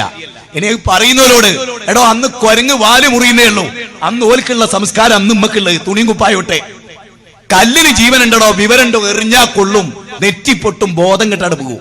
ഒറ്റ ഞാൻ കണ്ടതാ, കടയടപ്പിക്കാൻ ചെന്നു, അതേ ടീമിന്റെ കല്ലേറ് കൊണ്ട് കടയടപ്പിക്കാൻ ചെന്നോ ബോധം കെട്ടാട് വീണ് മെഞ്ഞാന്ന്. ഇത് ഒരേ പാർട്ടിപ്പെട്ടോ കല്ലെറിഞ്ഞിട്ട് ആ പാർട്ടിയിൽ വേറൊരുത്തം ബോധം കെട്ടാട് വീണു. ഇത് അങ്ങനത്തെ തരത്തിൽ ഉണ്ടാവുക. ഞാൻ ആത്മാർത്ഥമായി പറയാൻ, മുഹമ്മദ് നബി സല്ലല്ലാഹു അലൈഹി വസല്ലം ഇതിനെതിരാ. ഇനി ഖുർആൻ സ്വർഗ്ഗം ആർക്കുള്ള എന്നാ പറയുന്ന അറിയോ? സ്വർഗ്ഗം തിൽക്കദ്ദാറുൽ ആഖിറതു നജ്അലുഹാ ലില്ലദീന ലാ യുരീദൂന ഉലുവൻ ഫിൽ അർളി വലാ ഫസദാ വൽആഖിബത്തു ലിൽ മുത്തഖീൻ. തിൽക്കദ്ദാറുൽ ആഖിറതു നജ്അലുഹാ ലില്ലദീന ലാ യുരീദൂന ഉലുവൻ ഫിൽ അർളി വലാ ഫസദാ വൽആഖിബത്തു ലിൽ മുത്തഖീൻ. ഖുർആനിലെ 28-ാം അധ്യായം 83. അതിന്റെ അർത്ഥം എന്താ അറിയോ? സ്വർഗം ആർക്കുള്ളതാണ്? നമ്മളൊക്കെ പറയുന്നത് എന്താ? ISIS-നുള്ളതാ. ഓൽക്ക് സ്വർഗല്ല എന്നാ പറഞ്ഞത്. ഖുർആനാ പറയുന്നത് ISIS-ന് സ്വർഗല്ല. 1400 വർഷം മുമ്പ് ISIS-ന് സ്വർഗല്ല എന്ന് പറഞ്ഞിട്ടുണ്ട് ഖുർആൻ. ആ ആയത്താണ് കാണുന്നത്. 1400 വർഷങ്ങൾക്ക് മുമ്പ് നിരപരാധികളെ കൊല്ലുന്ന ഏത് മുസ്ലിം ആകട്ടെ, ഓന് സ്വർഗല്ല. മുസ്ലിങ്ങളായിട്ട് കരാറിൽ കഴിയുന്ന ഒരു അമുസ്ലിമിനെ കൊന്നാൽ സ്വർഗത്തിന്റെ പരിമളം പോലും ലഭിക്കൂല എന്നാ. സ്വർഗത്തിന്റെ പരിമളം തീർന്നില്ല. ഇവിടെ എന്താ പറയുന്ന അറിയുന്നത്? ഈ ആയത്തിൽ എന്താ അറിയോ? തിൽക്കദ്ദാറുൽ ആഖിറതു നജ്അലുഹാ ലില്ലദീന ലാ യുരീദൂന ഉലുവൻ ഫിൽ അർളി വലാ ഫസദാ വൽആഖിബത്തു ലിൽ മുത്തഖീൻ. അതിന്റെ അർത്ഥം എന്താ പറഞ്ഞാല്, സ്വർഗം ആർക്കുള്ളതാണെന്ന് അറിയാമോ? ലാ യുരീദൂന ഉദ്ദേശിക്കാത്ത, ഉലുവൻ ഞങ്ങളൊരു വലിയ ടീമാ അവിടെ, ഞങ്ങളൊക്കെ മതി ഇവിടെ എന്ന് വിചാരിക്കാത്ത, തീർന്നില്ല, ഫസാദ ഒരു കുഴപ്പം ഉണ്ടാക്കാത്ത, ഭൂമിയിൽ കുഴപ്പമുണ്ടാക്കാത്ത, ഭൂമിയിൽ കലാപമുണ്ടാക്കാത്ത ശാന്തരായ മനുഷ്യർക്കുള്ളതാണ്. വല്ലാഹു യദൂ ഇലാ ദാരിസ്സലാം. അല്ലാഹു നിങ്ങളെ സമാധാനത്തിന്റെ ഭവനത്തിലേക്ക് ക്ഷണിക്കുന്നു. എനിക്ക് കേൾക്കണ്ടേ? നബിയുടെ ഏറ്റവും വലിയൊരു ശിഷ്യൻ മുആദ് നിസ്കാരത്തിൽ കൂടുതൽ ഓതിയപ്പോ അനുയായികൾക്ക് ബുദ്ധിമുട്ടുണ്ടായി. അപ്പൊ പോലും നബി പറഞ്ഞെന്തറിയോ? നീ കുഴപ്പക്കാരനായി. ആരാധന നിർവഹിച്ചിട്ട് മറ്റുള്ളവർക്ക് ബുദ്ധിമുട്ടുണ്ടാക്കിയാൽ പോലും കുഴപ്പമെന്നാ പറഞ്ഞ ഇസ്ലാം. എന്തൊരു മഹത്വമാണല്ലേ! പടച്ചോന്റെ മതത്തിന്റെ പ്രത്യേകത അത്. ഈ പടച്ചോന്റെ മതത്തിന്റെ പ്രത്യേകത എന്താ അറിയോ? പടച്ചോൻ ആരാ? ഭാസ്കരന്റെ പടച്ചോൻ, നരേന്ദ്രമോദിയുടെ പടച്ചോൻ, ഉമാഭാരതിന്റെ പടച്ചോൻ, സന്തോഷിന്റെ പടച്ചോൻ, ദേവേന്ദ്രന്റെ പടച്ചോൻ, ഹിരണ്യഗർഭഃ സമവർത്തദാഗ്രേ ഭൂതസ്യ ജാത പതിരേക ആസീത് സദാധാര പൃഥ്വിയും ദ്യാമുദേവായ കശ്മൈ ദേവായ അവിശാവിദേമാം. ഋഗ്വേദത്തിന്റെ 10-ാം മണ്ഡലം 121-ാമത്തെ സൂക്തം 1-ാമത്തെ റക്ക്. 7 ആകാശങ്ങളുടെയും 7 ഭൂമിയുടെയും ദൈവം, ഹിന്ദുവിന്റെയും മുസ്ലിമിന്റെയും ദൈവം, ക്രിസ്ത്യാനിയുടെ എല്ലാവരുടെയും ദൈവം. ആ ദൈവത്തെ ശരിക്കും മനുഷ്യർ അംഗീകരിച്ചാൽ ഖുർആന്റെ വേറൊരു പ്രയോഗം എന്താ അറിയോ? വലാ തുഫ്സിദു ഫിൽ അർളി ബഅദ ഇസ്ലാഹിഹാ. ഭൂമിയിൽ സമാധാനം സ്ഥാപിച്ചെടുത്ത് കുഴപ്പമുണ്ടാക്കരുത്. ഇന്ത്യയിലെ ഏറ്റവും സമാധാനമുള്ള സ്റ്റേറ്റ് ആയിരുന്നു കേരളം.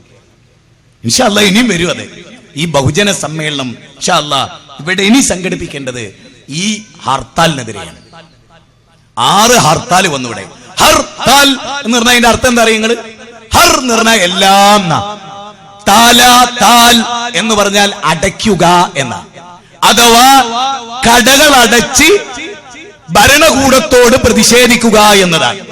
ഒരു രാജ്യത്തെയോ ഒരു സ്റ്റേറ്റിനെയോ മൊത്തമായി ബാധിക്കുന്ന വിഷയങ്ങളിൽ സൈലന്റായി കടയടച്ച് വയലന്റ് ആകാതെ വീട്ടിൽ പോയി കുത്തിരിക്കുന്നതിന്റെ പേരാണ് ഹർത്താൽ. ഹർത്താൽ എന്ന് പറഞ്ഞാൽ എന്താ? കടയടക്കുക. ഇന്നത്തെ ഹർത്താലോ? ഹർത്താൽ എന്ന കറയൊക്കെ അടിച്ചു പൊളിക്കുക, കത്തിക്കുക. ഗുജറാത്ത് ഭാഷയാണ് ഹർത്താൽ. കടടയ്ക്കുക. ഹർത്താൽ ഒരു വ്യക്തിക്ക് വേണ്ടിയല്ല. 1905 ഹർത്താൽ ഇടുന്ന ഇന്ത്യയിലെ മുഴുവൻ ജനങ്ങൾക്ക് വേണ്ടിയാ. നോട്ട് നിരോധിച്ചല്ലോ, അപ്പം നടക്കേണ്ടതാണ് ഹർത്താൽ. അല്ലാണ്ട് ഒരു വ്യക്തി ഉറങ്ങി, ഒരു വ്യക്തി കുഴഞ്ഞു വീണു, ഒരു വ്യക്തിന്റെ പല്ല് പൊട്ടിപ്പോയി, ഒരു വ്യക്തിനെ ഒരാൾ നോക്കി, അതുകൊണ്ട് നാളെ ഹർത്താൽ. വിവരം ഉണ്ടാവാം ഇനിയുള്ള കാലത്ത്. അല്പമൊക്കെ വിവരം കാണിച്ചാൽ മനുഷ്യർക്ക് കുഴപ്പമില്ല. അല്പം ബുദ്ധിയായിപ്പോയി എന്നത് ആക്ഷേപാർഹമല്ല. കുറച്ചൊക്കെ ദീർഘവീക്ഷണമാകാം, ആക്ഷേപാർഹമല്ല. മനുഷ്യനെ കുറച്ചൊക്കെ സ്നേഹിച്ചു പഠിക്കാം, ആക്ഷേപാർഹമല്ല. നമ്മൾ ആരാണെന്ന തിരിച്ചറിവ് നമുക്കുണ്ടാവാം. സ്വാമി വിവേകാനന്ദൻ, ഞാൻ ഇതിന്റെ കൺക്ലൂഷനിലേക്ക് വരികയാണ്. സ്വാമി വിവേകാനന്ദൻ 35-ാമത്തെ വയസ്സിൽ ചെറിയൊരു കുടിലുണ്ടാക്കി. ഒരു പുഴവക്കത്ത് ചെറിയൊരു കുടില്, കുടിലുണ്ടാക്കിയപ്പോ കുറെ ആളുകൾ വന്നിട്ട് ചോദിച്ചു, അങ്ങൊന്നും ആരാ? അമേരിക്കയിലൊക്കെ പോയി വന്നിട്ട് 5 കൊല്ലമായിട്ടേ ഉള്ളൂ. ലോകം മുഴുവനും അന്ന് സ്വാമി വിവേകാനന്ദൻ അറിയപ്പെടുകയാണ്. 30-ാമത്തെ വയസ്സിലാണ് ചിക്കാഗോ നഗരത്തിൽ പോയത്. വലിയ ആളായി തീർന്നിരിക്കുന്നു ഇന്ത്യയിൽ അന്ന് അദ്ദേഹം. അന്നത്തെ കാലത്ത് സ്വാമി വിവേകാനന്ദനോട് ചോദിക്കാണ്, ലോകം അറിയപ്പെട്ടൊരു മഹാവിജ്ഞാനി ഈ പുഴവക്കത്തൊരു ചെറിയ കുടിലിലോ അല്ലേ? നാളികേരത്തിന്റെ നാട്ടിലെനിക്കൊരു നാഴീടങ്ങഴി മണ്ണുണ്ട്, അതിൽ നാരായണ കിളി കൂടുപോലുള്ളൊരു അല്ലേ 4 കാലോലപ്പൂരയുമുണ്ട്. അങ്ങനെ ഒരു ചെറിയ കുടില് അല്ലേ? ആ കുടിൽ ഇങ്ങനെ. അപ്പോ സ്വാമി വിവേകാനന്ദൻ പറയാണ്, മരിക്കാറായി. അങ്ങ് ലോകപ്രസിദ്ധനല്ലേ, വലിയ ആളല്ലേ, വലിയ സംഭവമാക്കണ്ട അല്ലേന്നാ ചോദ്യം. മരിക്കാറായി. സ്വാമി വിവേകാനന്ദൻ പറയാം മരിക്കാറായി. അപ്പൊ അവർ ചോദിക്കാം 35-ാമത്തെ വയസ്സിലോ? സ്വാമി വിവേകാനന്ദൻ പറയാണ്, അതെ, മരണം എപ്പോഴും ആവാം. മരണത്തെ ഓർക്കുന്നവനാണ് സ്വാത്വികൻ. എന്നിട്ട് സ്വാമി വിവേകാനന്ദൻ പറയണെന്തറിയോ? ഞാൻ എന്റെ പ്രിയപ്പെട്ട ഹൈന്ദവർക്ക് വേണ്ടി പറയാൻ. സ്വാമി വിവേകാനന്ദൻ പറഞ്ഞ വാചകം എന്തറിയോ? ഒരു വീട്ടിലെ വേലക്കാരി, സ്വാമി വിവേകാനന്ദൻ അവരോട് പറയാൻ, ഒരു വീട്ടിലെ വേലക്കാരി ആ വീട്ടിൽ പ്ലേറ്റ് കഴുകുമ്പോ അവളതാണ് അത് എന്ന് അവള് വിചാരിക്കോ? ഇല്ല. ആ വീട്ടിലെ മേശ തുടയ്ക്കുമ്പോ അത് അവളതാണ് നമ്മൾ വിചാരിക്കോ? ആ വീട് തൂത്തുവാരുമ്പോ നിന്റെ വീടാ നമ്മൾ വിചാരിക്കോ? ഇല്ലല്ലോ. ലോകമാകുന്ന വീട്ടിലെ വേലക്കാരാ നമ്മള്. ഈ ഭൂമിയിൽ ഒരു വസ്തു നമ്മൾ കൊണ്ടുപോകില്ല, നമ്മൾ ഇവിടുന്ന് പോകും. അത് കവി പറയുന്നത് എങ്ങനെയാണ്? The traveler learns that about the road wind up all the way from beginning to end. ഖുർആൻ പറയുന്നത് എന്തറിയോ? നമുക്ക് അല്ലാഹു പറയാ, അലല്ലറായികി യൻദുറൂൻ അലല്ലറായികി മുത്തഖിയൂൻ. അലങ്കൃതമായ കട്ടിലുകളിൽ സ്വർഗത്തിന്റെ ആരാമങ്ങളിൽ ഇരിക്കാനുള്ളതാണ്. ശ്രീബുദ്ധൻ, ഞാൻ മരണത്തെ പറ്റിയാണ് പറയുന്നത്. ശ്രീബുദ്ധൻ, അദ്ദേഹത്തിന്റെ അടുത്തൊരു സ്ത്രീ വന്നു. അവരുടെ മകൻ മരിച്ചു. ഈ സ്ത്രീയുടെ മകൻ മരിച്ചു. ആ മകനെയായിട്ടാണ് വരവ്. ആ മകനെയായിട്ട് വരികയാണ്. ആ മകനെയായിട്ട് വന്നിട്ട് അവര് പറയാണ്, എന്റെ ഭാഷയല്ല കേട്ടോ, ബുദ്ധ ഭഗവാനെ, എന്റെ മോൻ ജീവനെനിക്കവൻ മരിച്ചുപോയി, എനിക്ക് ആരുമില്ല. ബുദ്ധ ഭഗവാനെ, അങ്ങൊന്ന് എന്റെ കഴിവ് വെച്ച് എന്റെ മകനെ ജീവിപ്പിച്ചു തരണോ? അന്ന് ബുദ്ധ ഭഗവാൻ ഈ അമ്മയോട് പറഞ്ഞു, ശരി, ഒരു കണ്ടീഷൻ, നിങ്ങൾ ഒരു കാര്യം ചെയ്താൽ ഞാൻ ജീവിപ്പിച്ചു തരാം. വലിയൊരു തത്വം, ഖുർആന്റെ തത്വമാണിത്. ഖുർആന്റെ തത്വമാണിത്. ബുദ്ധ ഭഗവാൻ പറയാണ്, മരണം കടന്നു വരില്ലെന്നുറപ്പുള്ള ഒരു വീട്ടിൽ നിന്ന് ഒരു പിടി കടുക് അമ്മ എന്ന നിലയിൽ നിങ്ങൾ കൊണ്ടുതന്ന മോനെ ജീവിപ്പിക്കാം. മരണം കടന്നു വരാത്ത ഒരു വീട്ടിൽ നിന്ന് ഒരു പിടി കടുക് നിങ്ങൾ എനിക്ക് കൊണ്ടുതന്നാൽ ഞാൻ നിങ്ങളെ ജീവിപ്പിക്കാം. അപ്പൊ അമ്മ പറഞ്ഞു, അത് സാധ്യമല്ല. ശ്രീബുദ്ധൻ പറഞ്ഞു, മരിച്ചോലെ ജീവിപ്പിക്കാൻ കഴിയില്ല. എന്നിട്ടും മലപ്പുറത്തൊരു ബാപ്പ 3 മാസം കഴിഞ്ഞാൽ ജീവിക്കുന്നു വിചാരിച്ചേ തനി പടുവിഡ്ഢികൾ മുസ്ലിം ഉമ്മത്തിലായി പോയല്ലോ. ശ്രീബുദ്ധന്റെ ഈമാനെങ്കിലും നന്മ മനസ്സിലായില്ലേ? നഹ്നു ഖദ്ദർനാ ബൈനകുമുൽ മൗത്ത് വമാ നഹ്നു ബിമസ്ബൂഖീൻ. നിങ്ങൾ മരിക്കുക തന്നെ ചെയ്യും, അത് നിശ്ചയമായ വിധിയാണ്. ആ വിധിയെ മറികടക്കാൻ നിങ്ങൾക്ക് സാധ്യമല്ല. എല്ലാരും മരിക്കും. സമർത്ഥനായ സീസറും പ്രസിദ്ധനായ ഹോമറും സമർത്ഥമറ്റ സോളമൻ തുടങ്ങിയുള്ള വിജ്ഞരും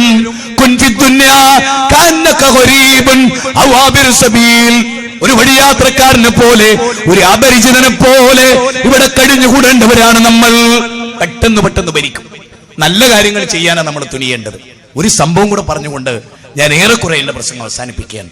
നോക്കൂ, മഹാനായ ഖലീഫ ഉമർ ബിൻ ഖത്താബ് റളിയല്ലാഹുവിന്റെ ഭരണകാലം ഞാൻ സമൂഹത്തെ ബന്ധിപ്പിക്കാൻ വേണ്ടി പറയാൻ, ഐക്യം എന്താണെന്ന് പറയാൻ, മനുഷ്യ സ്നേഹം എന്താണെന്ന് പറയാൻ, പറഞ്ഞാലും തീരാത്ത സബ്ജക്ട്. അല്ലേ? പറഞ്ഞാലും തീരാത്ത സബ്ജക്ട്. ഉമർ ഇബ്നുൽ ഖത്താബ് തന്റെ ഭരണകാലഘട്ടം, ഒരു പള്ളി, ഗവർണർമാരുടെ മേൽനോട്ടത്തിലുള്ള ഒരു പള്ളി. ആ പള്ളി വികസിപ്പിക്കണം. അതിന് തടസ്സം ഒരു ക്രിസ്ത്യാനി സഹോദരിയുടെ വീടാ. എല്ലാരും ശ്രദ്ധിക്കണം, പള്ളി വികസിപ്പിക്കണം, അതിന് തടസ്സം ഒരു ക്രിസ്ത്യാനി സഹോദരിയുടെ വീടാണ്, ക്രിസ്തു മതത്തിൽപ്പെട്ട ഒരു സഹോദരിയുടെ വീടാണ്. ഗവർണർ ചെന്നു, അവരോട് പലതവണ പറഞ്ഞു, നിങ്ങൾ കണ്ടില്ലേ ഞങ്ങളുടെ പള്ളിയിലൊക്കെ ആള് ഫുള്ളായി, പുറത്ത് നിൽക്കുകയാണ്, ഈ വീട് തന്നാല് ഞങ്ങളുടെ പള്ളി വികസിപ്പിക്കാം, എന്ത് വേണേം തരാം. നോക്കൂ എത്ര മാന്യമാണ്, എന്ത് വേണേം തരാം.